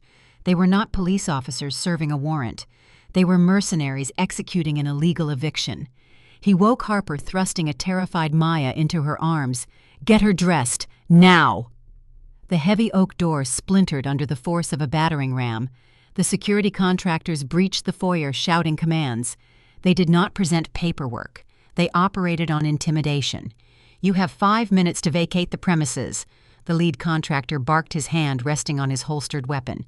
"Take only what you can carry. The property is seized." Marcus, the high-powered defense attorney accustomed to battling in sterile courtrooms, was stripped of his authority. The legal system offered no protection against a private army acting on forged corporate mandates. He grabbed a single duffel bag, stuffing it with essential documents and winter coats. They were forced out into the bitter cold, the heavy doors of their home slamming shut behind them. The security team changed the locks immediately. Harper stood on the icy pavement, clutching Maya tightly, her breath pluming in the freezing air. The reality of her mother's ruthlessness was absolute. They were locked out, their bank cards declined when Marcus tried to hail a rideshare. They were penniless and homeless in the middle of a brutal winter night. The retaliation was savage, designed to break our resolve and punish the betrayal. Veronica utilized the dying embers of her power to inflict maximum suffering before the federal agents arrived. The conflict escalated from a boardroom negotiation to a brutal battle for survival on the frozen streets. The bitter wind off Lake Michigan cut through the thin fabric of my coat as I idled my rented cargo van down the icy street. Marcus had managed to send a single encrypted text message detailing their location before Veronica froze his cellular service. I found them huddled under the awning of a closed coffee shop 3 blocks from the townhouse they no longer owned. Harper held Maya tightly, shivering, despite the thick blanket Marcus wrapped around them. The designer trench coat she wore during her initial attack at the loft now looked pathetic against the brutal reality of a Chicago winter night. The golden child was stripped of her armor. Marcus stood beside them, his jaw clenched, staring back toward their seized home. The private security team had dragged their belongings onto the snow-covered lawn. Framed family photos, designer luggage, and Maya toys lay scattered across the frozen grass, illuminated by the harsh glare of street lamps. I pulled the van to the curb. Marcus did not hesitate. He ushered his wife and daughter into the back, climbing into the passenger seat beside me. The heater blasted at full capacity, but the chill inside the vehicle was visceral. We drove to an industrial parking structure near the south side, securing the van on the lowest level away from surveillance cameras. Maya fell asleep quickly, exhausted by the trauma. Harper sat silently in the back, staring out the window at the concrete pillars. The humiliation of the eviction, orchestrated by her own mother, finally shattered the last remnants of her denial. "She threw us out like garbage," Harper whispered, her voice devoid of emotion. She targeted Maya. Marcus turned around in his seat, looking at his wife. "She is trying to break us. She wants us panicked, focused on survival instead of retaliation. She knows the FBI is reviewing the data Chloe sent, but federal warrants take days to materialize. Thorne controls the local jurisdiction. They are going to use this window to finalize the sale of the Sterling building and vanish." "Then we close the window," Marcus declared, his tone shifting. The desperation vanished, replaced by a terrifying, focused intensity. The polished corporate defender was gone. The man sitting beside me was a legal operator preparing to wage a scorched earth campaign. Marcus pulled his laptop from his duffel bag. He powered it on, balancing it on the dashboard. He did not possess his firm resources, his paralegals, or his access to premium legal databases. He was operating on a hotspot connection in the freezing cabin of a rented van. The local judges are compromised. Marcus strategized, his fingers flying across the keyboard. Thorne secured the judicial override order from the district court to block our injunctions. We cannot fight him on his own turf. We have to bypass the local jurisdiction entirely. How I asked, watching the rapid lines of text appear on his screen. If the district court has jurisdiction over the probate and civil disputes, who overrides them? The 7th Circuit Court of Appeals. Marcus replied, his eyes locked on the monitor. It is a federal appellate court. They possess the authority to issue an emergency stay of execution on any local judicial order if we can demonstrate an immediate catastrophic threat to interstate commerce or point to an active federal investigation. We have the active investigation, I pointed out. The dead man switch delivered the files to the FBI Financial Crimes Division. The transmission receipt proves it. It is not enough to just cite the transmission, Marcus argued, his typing accelerating. Appellate judges despise intervening in local estate disputes. They will dismiss the motion as a family squabble disguised as a federal issue. We have to bury them in undeniable, overwhelming evidence. We have to draft an emergency injunction so dense, so meticulously detailed, that ignoring it becomes a dereliction of duty. Marcus began drafting the document. He did not rely on standard legal templates. He wrote from memory, citing obscure federal statutes regarding wire fraud, interstate racketeering, and the Racketeer Influenced and Corrupt Organizations Act. He weaponized every piece of information we uncovered over the past 72 hours. He detailed the Cayman Island shell companies laying out the corporate structure that insulated Veronica. He outlined the fraudulent routing protocols used to frame me for the embezzlement connecting the IP addresses to the offshore accounts. He documented Thorne political action committees, illustrating the flow of dirty money from the real estate holdings into the campaign coffers. He worked relentlessly through the night. The van grew colder as the engine idled, but Marcus did not stop. He was drafting a 500-page legal missile designed to shatter the corrupt framework protecting Silas Thorne. He poured every ounce of his intellect, his rage, and his desperation into the document. He was risking disbarment. Filing an injunction of this magnitude filled with accusations against a former state prosecutor without a finalized federal indictment was professional suicide if the motion failed. He was pushing all his chips into the center of the table.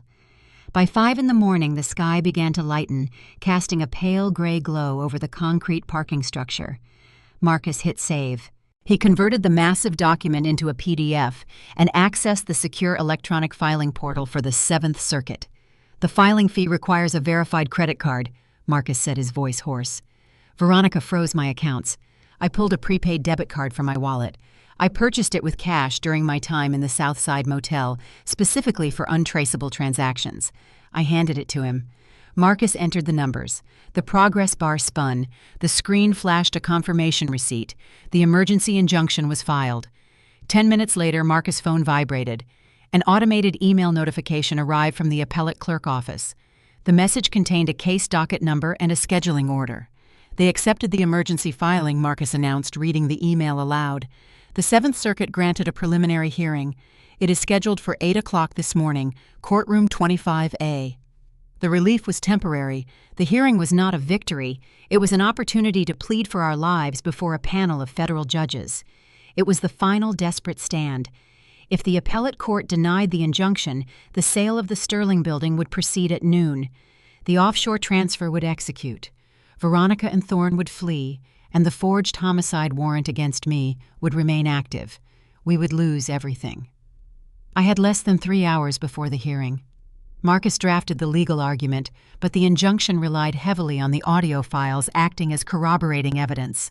I needed to ensure the data we presented was impenetrable. I opened my laptop and connected the backup hard drive.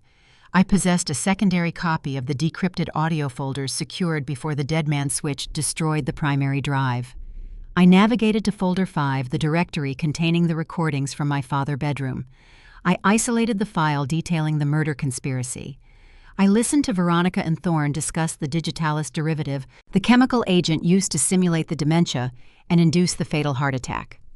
I analyzed the waveform, searching for any background noise, any subtle anomaly that might strengthen our position. I scrubbed the audio track backward and forward. The mechanical hiss of the oxygen concentrator provided a steady rhythm, but a sharp, localized spike in the frequency caught my attention. It occurred just as Veronica mentioned the acquisition of the chemical agent. I highlighted the spike and applied an audio enhancement filter, stripping away the ambient noise to isolate the specific sound. I amplified the track and played it back. The sound was distinct. It was the sharp metallic click of a heavy vault door engaging. My father did not keep a safe in his bedroom. I knew the layout of the estate perfectly.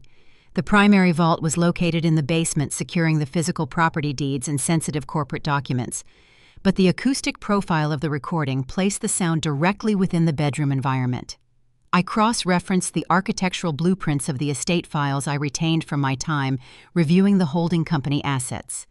The blueprints confirmed a hidden structural anomaly in the primary suite, a reinforced climate-controlled compartment designed to store high-value assets concealed behind a false wall panel near the oxygen equipment. Veronica utilized that hidden vault. The audio spike proved she accessed the compartment during the conversation about the poison. She did not just discuss the digitalis derivative, she stored the physical evidence of the purchase within the estate. If she retained the chemical agent or the physical purchase orders linked to the ghost profile she created in my name, those items were secured in that hidden vault. The federal agents reviewing the dead man's switch data possessed the digital ledgers, but a physical search warrant executing a raid on the estate would uncover the tangible proof of the murder weapon. I grabbed Marcus' arm, pulling him away from his legal notes. I showed him the audio spike and the blueprint schematic. She hid the physical evidence in the house, I told him, adrenaline flooding my system. The audio confirms she accessed a concealed vault in the bedroom. If we can get a judge to authorize an immediate search warrant based on this finding, the authorities will uncover the digitalist derivative before she can destroy it. Marcus stared at the screen, a fierce determination igniting in his eyes. "This is the kill shot," he declared. "The digital ledgers prove fraud. The physical poison proves murder. We present this to the appellate judges. We demand they mandate the local jurisdiction to execute the search warrant immediately." The clock struck 7. We had 1 hour to reach the federal courthouse. We left Harper and Maya secured in the cargo van, promising to return. Marcus and I stepped out into the frigid morning air, armed with a 500-page legal injunction and the acoustic blueprint of a murder. We were walking into the most hostile legal arena in the country to confront the shadow architect of Chicago, and we were bringing the fire with us. The Dirksen Federal Courthouse stands as a monolithic fortress of glass and steel in the heart of the Chicago Loop. Marcus and I navigated the intense security protocols, pushing through the heavy revolving doors just minutes before 8. The air inside the building was sterile and tense, humming with the quiet urgency of high-stakes litigation. Word of the emergency filing leaked to the press overnight. Courtroom 25A was packed. Reporters from the financial beats and local news affiliates crammed into the wooden pews, sensing blood in the water. The dispute involved a $150 million property, a powerful political figure, and allegations of murder within a prominent real estate family. It was a spectacle. We took our seats at the plaintiff table. Marcus meticulously arranged his printed ledgers and the architectural blueprints. I placed my laptop in front of me, ensuring the audio enhancement software remained open and ready to deploy. The heavy mahogany doors at the back of the courtroom swung open. Veronica entered, flanked by her legal team. She did not look like the ruthless manipulator who orchestrated an eviction in the middle of the night. She abandoned the designer blazers and diamond jewelry.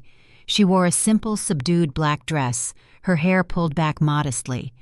She looked fragile, exhausted, the perfect embodiment of a grieving widow tormented by a relentless, unhinged stepdaughter. Silas Thorne did not attend. He remained in the shadows, operating through his proxies. He dispatched his most aggressive litigator, a man named Vance, to dismantle our injunction. The bailiff announced the arrival of the appellate panel. 3 federal judges took their seats at the elevated bench. The presiding judge, a stern woman with decades of experience scrutinizing corporate fraud, called the session to order. Marcus stood buttoning his jacket. He approached the podium, his voice carrying the resonant authority that earned him his reputation. He laid out the foundation of our emergency injunction. He detailed the offshore shell companies, the money laundering network, and the fraudulent routing protocols. He submitted the architectural blueprints, highlighting the hidden vault, and requested a federal mandate compelling the local authorities to execute a search warrant for the chemical agent.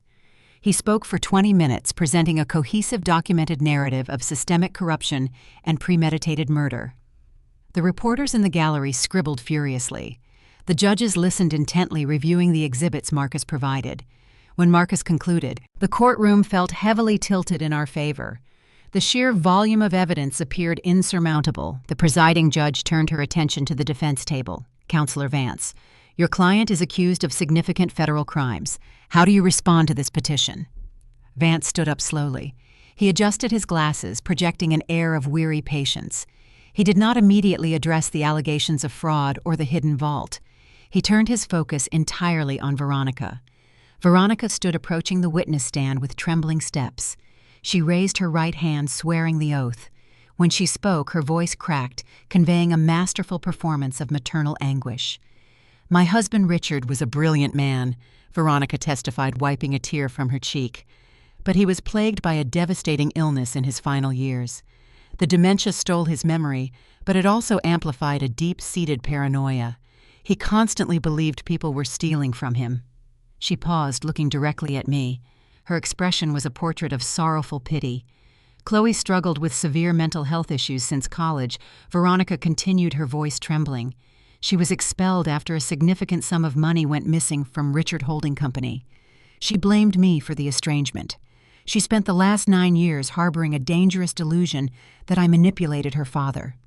The allegations presented today, the elaborate conspiracies, the offshore accounts, they are the fabrications of a deeply disturbed individual seeking revenge against a grieving family. Vance approached the podium, retrieving a sleek digital audio player from his briefcase. He addressed the panel of judges. "Your Honors, the plaintiff relies heavily on allegedly decrypted audio files obtained through illegal surveillance," Vance stated, his tone dismissive. "My client does not need to rely on illicit recordings. We possess a sworn, authenticated audio declaration, recorded by Richard Sterling himself just weeks prior to his passing. He anticipated this exact scenario. He wanted to ensure his final wishes were unequivocal." Vance connected the audio player to the courtroom sound system. He pressed play. The acoustics in the federal courtroom were pristine. The audio filled the space clear and undeniable. It was my father's voice. The cadence, the slight rasp, the authoritative tone. It was perfect. "This is Richard Sterling," the voice declared, echoing off the mahogany walls. "I am recording this statement to clarify the disposition of my estate. I am of sound mind, despite the deteriorating condition of my physical health. I state unequivocally that my daughter Chloe is a thief. She embezzled funds from my company 9 years ago. She suffers from severe documented psychological instability. She is a danger to this family. I leave the entirety of my estate, including the Sterling building, to my wife Veronica.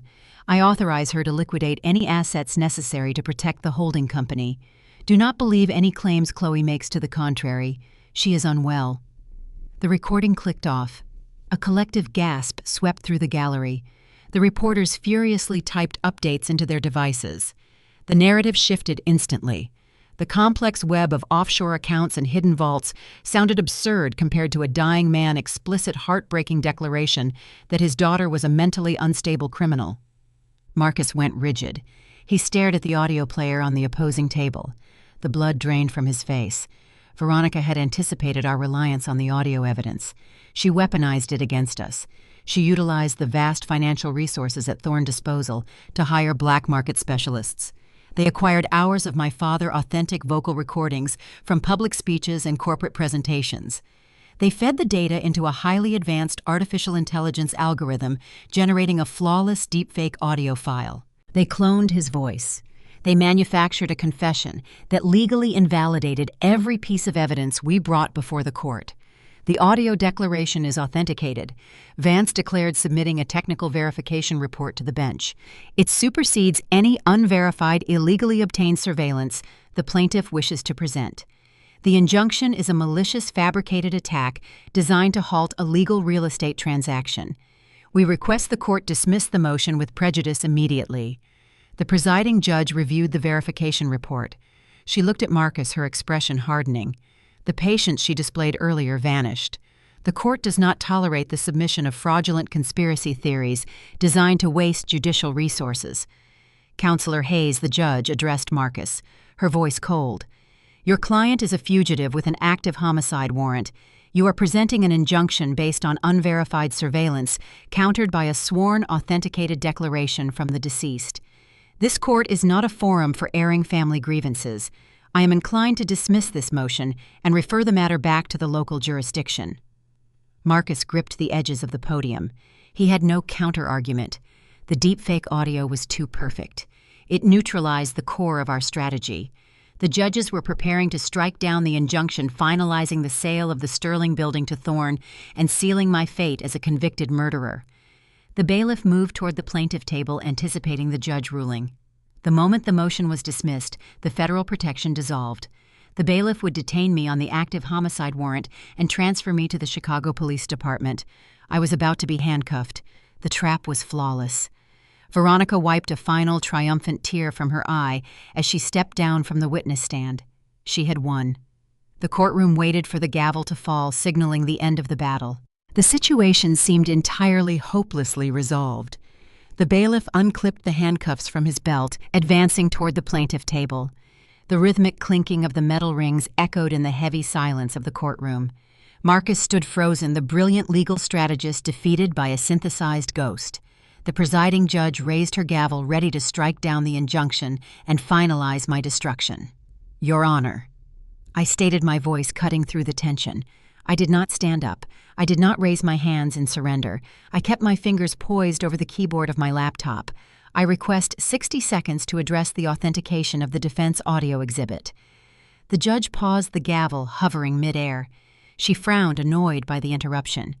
Miss Sterling, your counsel has rested. The court is prepared to rule. 60 seconds.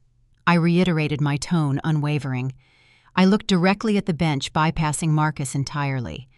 If I cannot prove that recording is a digital fabrication within 1 minute, I will instruct my counsel to withdraw the injunction, and I will surrender to the bailiff without resistance. The judge exchanged a quick glance with her colleagues on the panel. The brazen confidence of the offer piqued her curiosity. As a seasoned arbiter of complex financial fraud, she understood that genuine evidence rarely requires extensive monologues. It speaks for itself. 1 minute, Miss Sterling, the judge granted, lowering the gavel slightly. Proceed. I did not argue the semantics of the audio. I did not debate the psychological nuances of my father's supposed confession. Debating the content of a deepfake is a losing battle.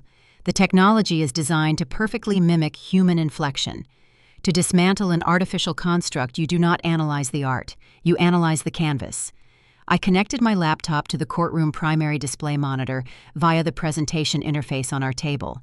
The massive screen above the jury box flickered to life, mirroring my desktop. The defense claims their audio file is an authentic sworn declaration. I began launching a specialized audio forensic analysis program I utilized for corporate fraud investigations. They provided a technical verification report, confirming the voice matches my father's vocal patterns. They are correct. The voice is a perfect match. I paused, loading a random audio file from folder 7 of my father encrypted drive into the software. The screen displayed a complex multi-layered waveform. However, they neglected to analyze the metadata embedded within the file architecture. I explained, typing a rapid sequence of commands. My father was notoriously paranoid regarding digital security. He did not merely record his environment. He synchronized his dictation software with the Bluetooth telemetry from his medical implants. I highlighted a specific sub-audible frequency band running beneath the primary vocal waveform on the screen. Every authentic audio file generated by my father's system contains a hidden continuous biometric signature, I stated, my voice echoing clearly across the courtroom. It logged the real-time electrical impulses from his pacemaker. Each recording possesses a unique biological timestamp, a digital fingerprint of his living heart. I clicked a toggle switch in the software. The sub-audible frequency isolated and converted into a visual format. A steady, rhythmic electrocardiogram line pulsed across the massive monitor, perfectly synchronized with the audio playback of my father's voice discussing a real estate acquisition. The courtroom murmured, watching the undeniable proof of life embedded within the digital file. Now I said, terminating the playback, let us examine the file the defense just submitted. I pulled the audio file Vance provided from the public court registry server. I loaded the defense exhibit into the forensic software. The vocal waveform appeared on the screen, visually identical to the authentic files. I executed the same extraction protocol, targeting the sub-audible frequency band. I clicked the toggle switch. The screen remained starkly, brutally empty. A flat deadline stretched across the monitor. There was no pulse. There was no telemetry data. There was no biological signature. The defense exhibit is an AI-generated construct I declared staring directly at the panel of judges. It mimics the vocal cord, but it cannot mimic the cardiovascular system. Your Honors, a corpse does not have a heartbeat, and an algorithm does not bleed. The silence in the courtroom shattered. A collective stunned gasp erupted from the press gallery. The reporters furiously typed updates, realizing they had just witnessed a technological dismantling of a fabricated defense in real time. The brilliant, infallible Silas Thorne had overlooked a critical microscopic detail, and that oversight just imploded his entire strategy. Marcus let out a sharp, incredulous breath. He looked at me, a mixture of awe and fierce pride replacing his previous despair. I turned my attention to the defense table. Vance, the aggressive litigator, stared at the flat line on the monitor. The color drained from his face entirely.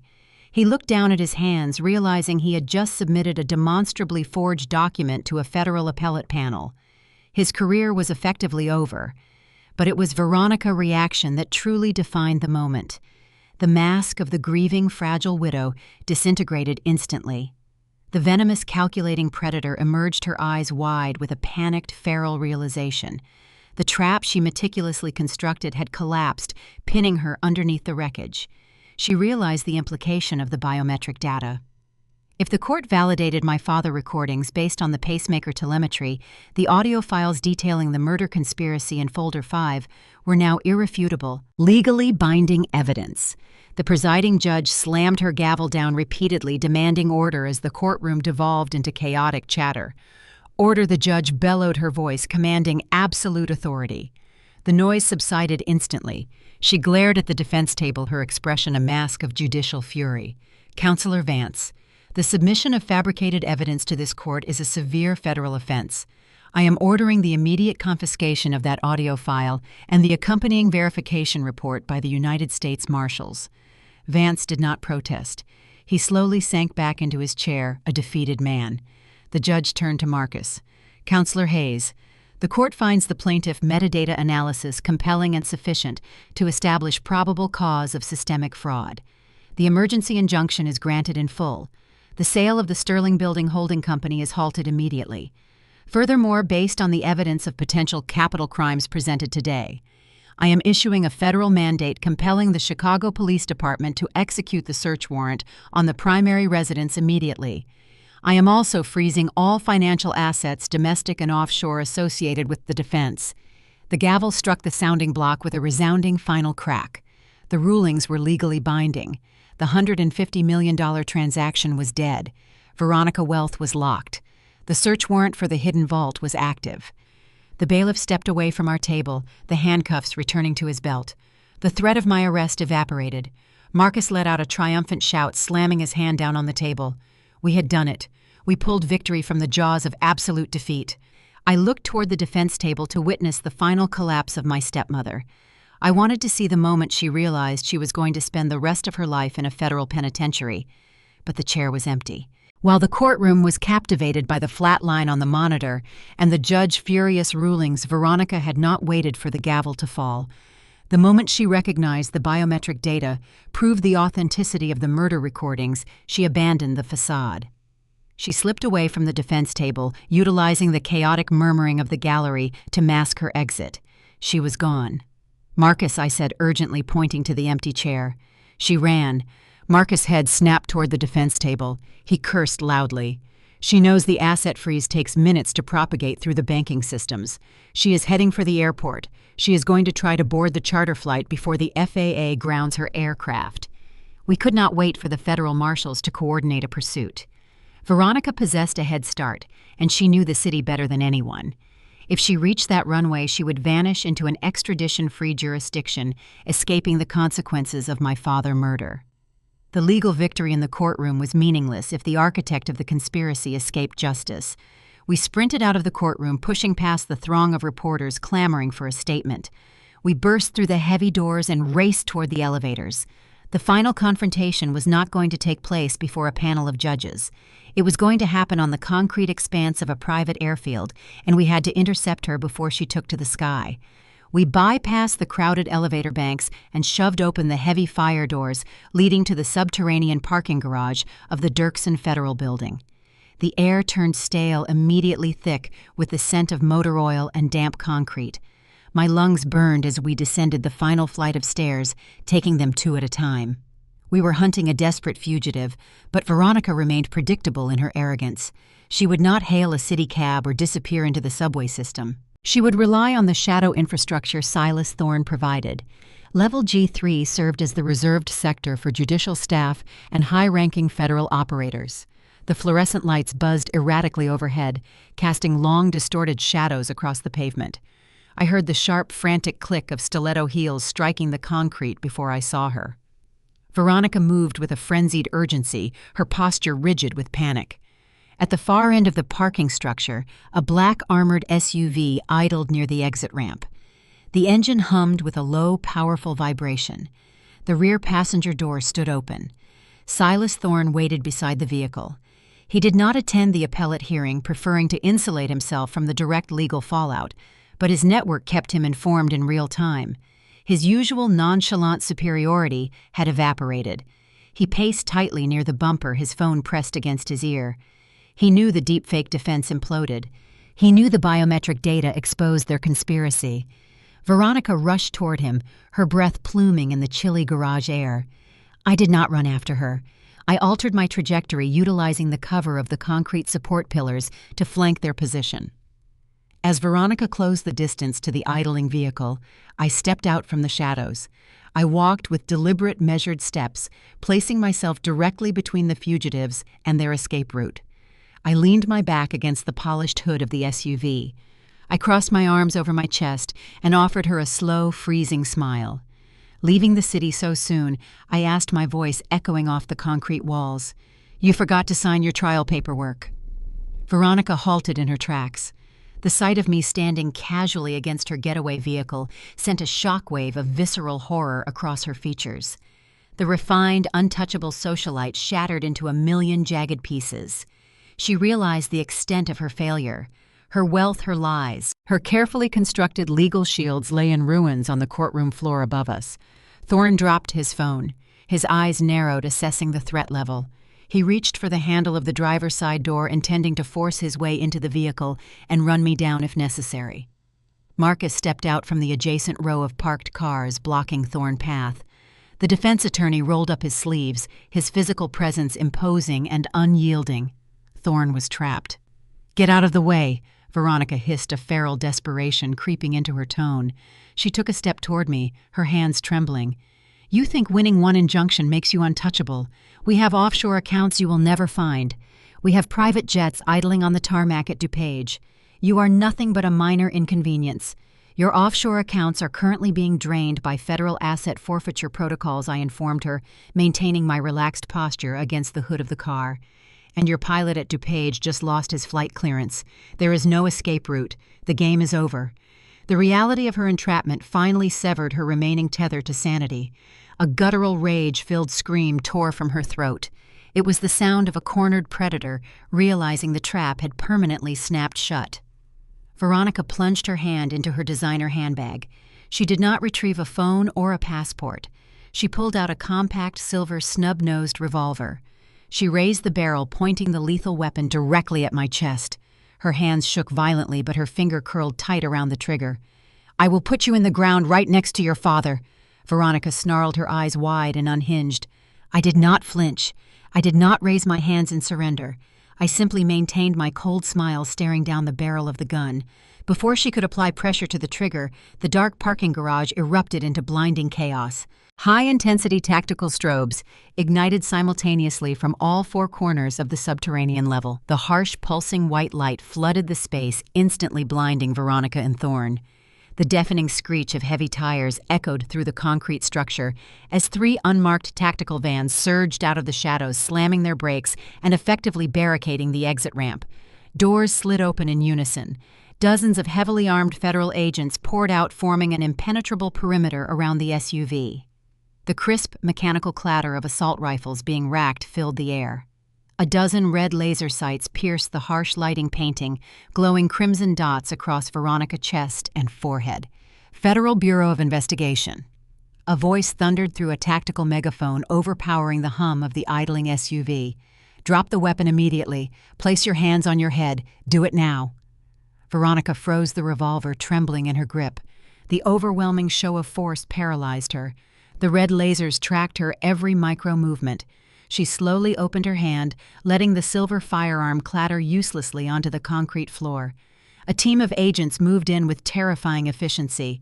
They grabbed her arms, spinning her around and slamming her chest against the hood of the SUV right next to where I stood. The cold steel of handcuffs snapped harshly around her wrists, locking her in place. Thorne was subdued simultaneously, forced to his knees onto the oil-stained pavement, his hands secured behind his back. Thorne glared up at the tactical commander approaching the vehicle. Even in defeat, he attempted to wield his diminished influence. "You have no jurisdiction here," Thorne spat, struggling against the federal restraints. "I am a former state prosecutor. My operations are insulated. You lack the foundational warrants to execute an arrest of this magnitude." The tactical commander stepped aside. Marcus walked forward, retrieving a thick, sealed document folder from his jacket pocket. "They possess full jurisdiction," Silas Marcus stated, his voice resonating with triumphant finality, "because you invited them into your operation." Veronica pressed her cheek against the cold metal of the car hood, straining to look at Marcus. "What are you talking about?" she demanded, her voice muffled and panicked. "The sale of the Sterling building," Marcus explained, looking down at the architects of his family trauma. "When we crashed the closing meeting at the brokerage firm yesterday, I recognized you, Silas. I knew your methodology. I knew you utilized obscure foreign investment funds to launder domestic real estate acquisitions. You claimed you established Vanguard Horizon Equities in Luxembourg." Thorne's jaw tightened. "I did establish it. No, you established the initial corporate registry." Marcus corrected him, delivering the ultimate payload. "But you underestimated my network. When I retreated to my safe house yesterday, I did not just file an appellate injunction. I contacted a specialized task force within the Department of Justice, a team that has been building a racketeering case against you for years but lacked the smoking gun. They needed a direct, undeniable financial transaction to link your political action committees to a major laundering event." Marcus held up the sealed document folder. "While you were busy securing judicial overrides to block my local injunctions, the FBI initiated a covert seizure of the Vanguard Horizon holding accounts." Marcus revealed the brilliance of the trap finally coming to light. "They hijacked your shell company. They spoofed the routing numbers. Vanguard Horizon ceased to be your private laundromat yesterday afternoon. It became a federal honeypot." The revelation struck Thorne like a physical blow. The arrogant former prosecutor realized he had been entirely outmaneuvered on a federal level. "When you presented the closing documents at the brokerage firm," Veronica, I added, stepping away from the hood of the car and looking down at her, "you signed the preliminary authorization to transfer a $150 million asset. You thought you were selling my father legacy to your lover. You actually signed a direct binding contract with the United States government. By executing that signature across state and international routing lines, you automatically triggered an irrefutable charge of federal wire fraud," Marcus concluded. "You bypassed the local corrupt judges entirely. You handed the FBI the exact jurisdiction they needed to arrest you both without warning. The devastating elegance of the trap silenced them both.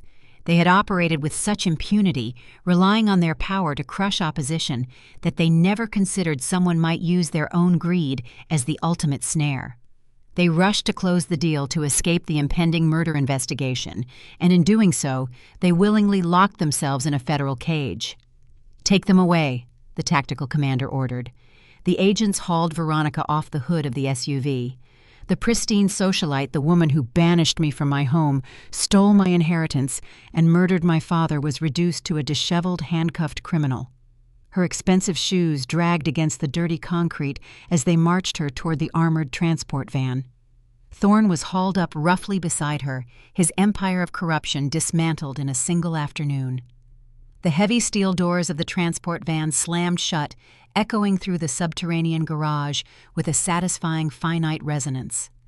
The flashing red and blue lights illuminated the concrete pillars, casting long shadows across the empty space where the fugitives had stood just moments before. The chaotic roar of the sirens faded into the distance as the convoy departed, transporting the architects of my misery toward a fate they could no longer manipulate. Marcus let out a long, shuddering exhale, the immense weight of the past 72 hours finally lifting from his shoulders. He looked at me, a weary but genuine smile breaking across his face. We had fought a war against an untouchable syndicate, utilizing nothing but decrypted files, sheer intellect, and an unbreakable resolve. The battle was over. The villains were incarcerated. The truth was secure. I stood in the quiet aftermath of the raid, listening to the ambient hum of the parking structure.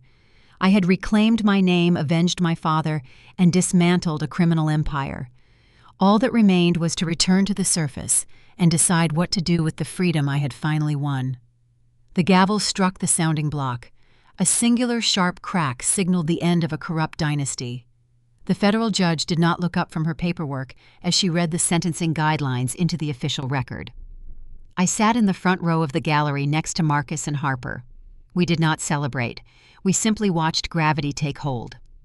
Veronica stood behind the defense table. She wore a shapeless khaki jumpsuit provided by the Metropolitan Correctional Center. The expensive keratin treatments had washed out of her hair months ago, leaving dull gray roots exposed under the harsh fluorescent lights. The judge handed down 25 years in a federal penitentiary without the possibility of parole for wire fraud and conspiracy. Veronica did not weep. She just stared at the blank wall, a hollow shell of a woman who traded her freedom for a skyline she could no longer see. Silas Thorne received a harsher fate. The former prosecutor stood rigid as the judge pronounced a life sentence for manslaughter and racketeering. His vast network of political allies vanished the moment the federal agents seized the Vanguard Horizon routing numbers. When an empire relies on favors and blackmail, loyalty evaporates the second the leverage disappears. The bailiffs secured their wrists in heavy steel chains. The metallic clatter echoed in the quiet room as they were escorted through the side door. The shadow architect of Chicago and his prized accomplice faded into the penal system. 2 weeks later, I stood in the executive boardroom of the Sterling Building. The panoramic windows offered a breathtaking view of Lake Michigan, shimmering under the crisp spring sun. The holding company survived the scandal. Marcus navigated the asset unfreezing process with surgical precision. The federal government extracted the tainted capital, but the core real estate portfolio remained intact and highly profitable. Harper sat at the head of the mahogany table. She looked different. The naive fashion icon was a relic of the past. She dissolved the compromised boutique label and assumed control of the family real estate board. She was reading through a stack of commercial lease agreements, her focus unbreakable. Marcus stood beside her, reviewing a separate legal folio. His law firm thrived in the aftermath of the trial. Taking down Silas Thorne earned him a reputation that money could not buy. Harper slid a thick leather-bound contract across the table toward me. It was the chief executive officer appointment file. The board unanimously voted to place me at the helm of the empire our father built.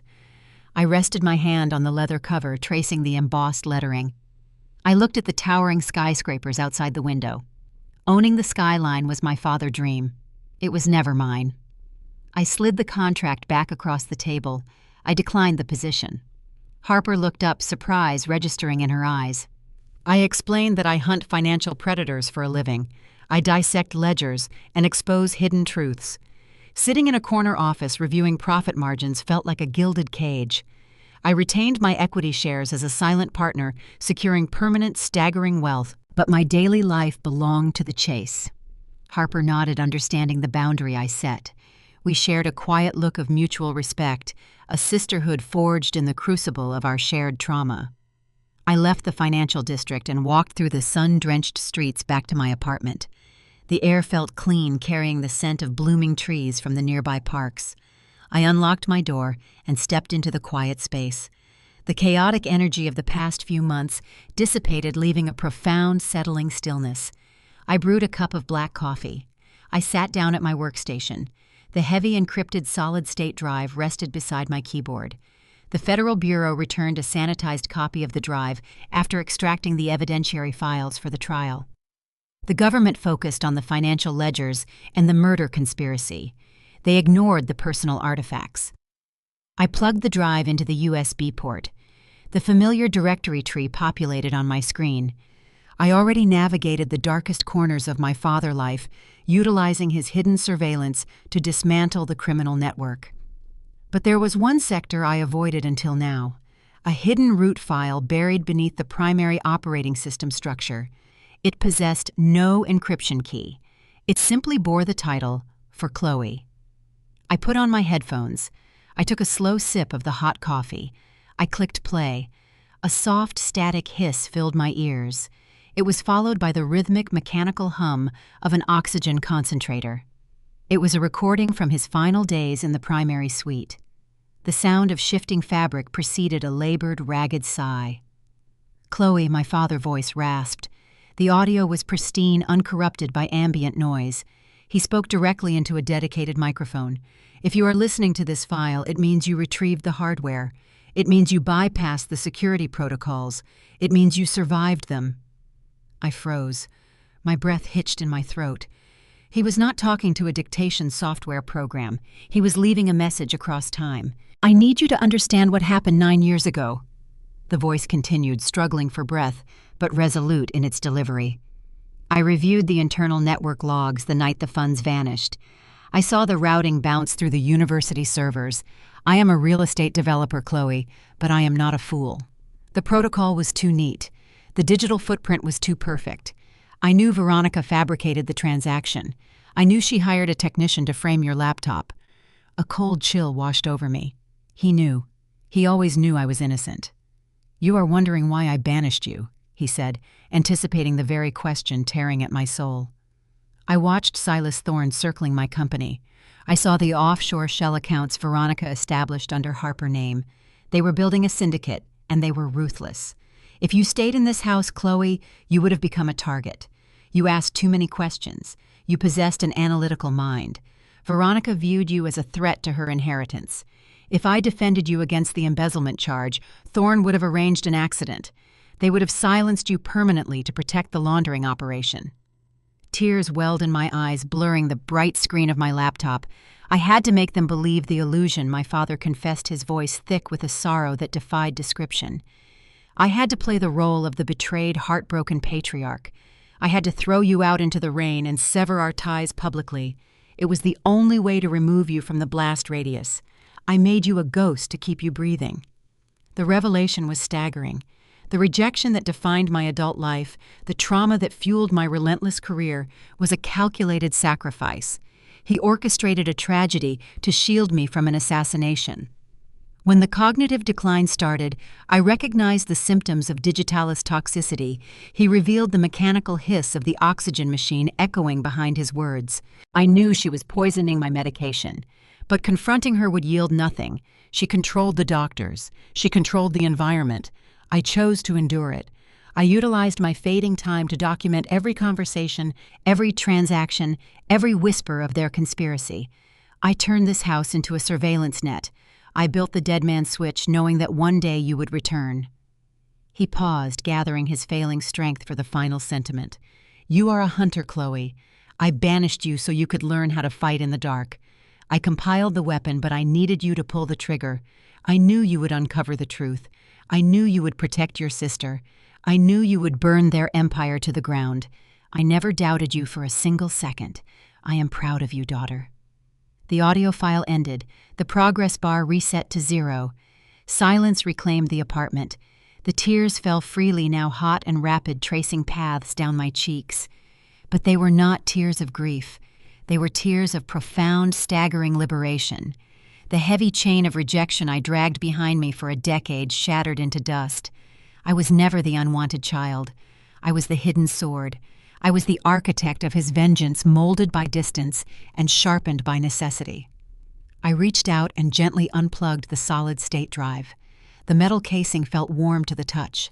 I placed it carefully into the top drawer of my desk, a quiet monument to a father who traded his reputation and his life to secure my future. I closed the laptop. The screen went dark. I stood up and walked toward the expansive windows of my living room. I pushed the glass pane open. The vibrant noise of Chicago drifted upward. The distant wail of sirens, the hum of traffic, the rhythmic pulse of a city moving forward. The sunlight spilled across the hardwood floor, bright and unforgiving. I stepped out onto the balcony. The wind caught my jagged dark hair. I took a deep breath, filling my lungs with the crisp, clean air. The shadow of Silas Thorne was gone. The specter of Veronica manipulation was erased. The legacy of the Sterling family was no longer a burden of lies and hidden crimes. I rested my hands on the iron railing, looking out at the sprawling metropolis. I possessed unmatched wealth, an unbreakable bond with the sister I helped save, and a career defined by an uncompromising pursuit of justice. The past was finally definitively settled. I turned my face toward the sun, a woman entirely free, ready to write the next chapter on my own terms. The breeze off Lake Michigan is different when you are no longer running. It does not bite. It merely reminds you that you are alive. I stood on that balcony for a long time, watching the sun dip behind the skyline. I helped secure, reflecting on the wreckage and the redemption of the past decade. The truth is a heavy burden, but it is nothing compared to the crushing weight of a lie. If my journey through the shadows of my own family taught me anything, it is crystallized in 3 brutal, undeniable truths. First, silence is not protection. It is a delayed detonation. My father thought his silence would shield me from the predators inside our home. Instead, it nearly destroyed my sense of self. Veronica and Thorne believed their silent, encrypted networks would insulate their crimes. The silence only allowed the rot to spread. When you witness manipulation, when you see the mechanisms of deceit turning, you must speak. The noise of confrontation is terrifying, but the quiet erosion of your reality is lethal. Second, your intuition is the only forensic tool that never requires a warrant. For 9 years, a quiet voice in the back of my mind whispered that the narrative did not align. The embezzlement, the sudden cognitive decline, the rapid consolidation of power, it all felt like a stage play missing its final act. When the evidence presented to you contradicts the core of what you know to be true, trust the dissonance. Investigate the anomalies. The people constructing the lies rely entirely on your willingness to accept the path of least resistance. Finally, family is a title earned through integrity, not inherited through blood. Veronica shared my father home and weaponized his legacy. Harper, for a time, blindly defended the woman, using her as a human shield. It was Marcus, a man bound to me only by marriage and circumstance, who stepped into the crossfire. We forge our true families in the crucible of adversity. You owe no loyalty to those who demand your submission in exchange for their affection. True allegiance requires mutual respect, and respect cannot exist where manipulation thrives. I stepped back inside my apartment, the fading sunlight casting long, warm shadows across the floor. The solid-state drive rested in my desk, its purpose fulfilled. The ghosts of the past were finally quiet. The empire was clean. I am Chloe Sterling, and I survived the fire they built to consume me. Thank you for walking through this dark chapter with me. If you have ever had to fight to reclaim your own narrative, or if you know the power of uncovering a truth someone tried to bury, leave a comment below. I read every single one. If this story resonated with you, please hit that like button and subscribe to Olivia Stories Revenge for more stories of justice, resilience, and the relentless pursuit of the truth. Until next time, trust your instincts and never stop fighting for your own peace.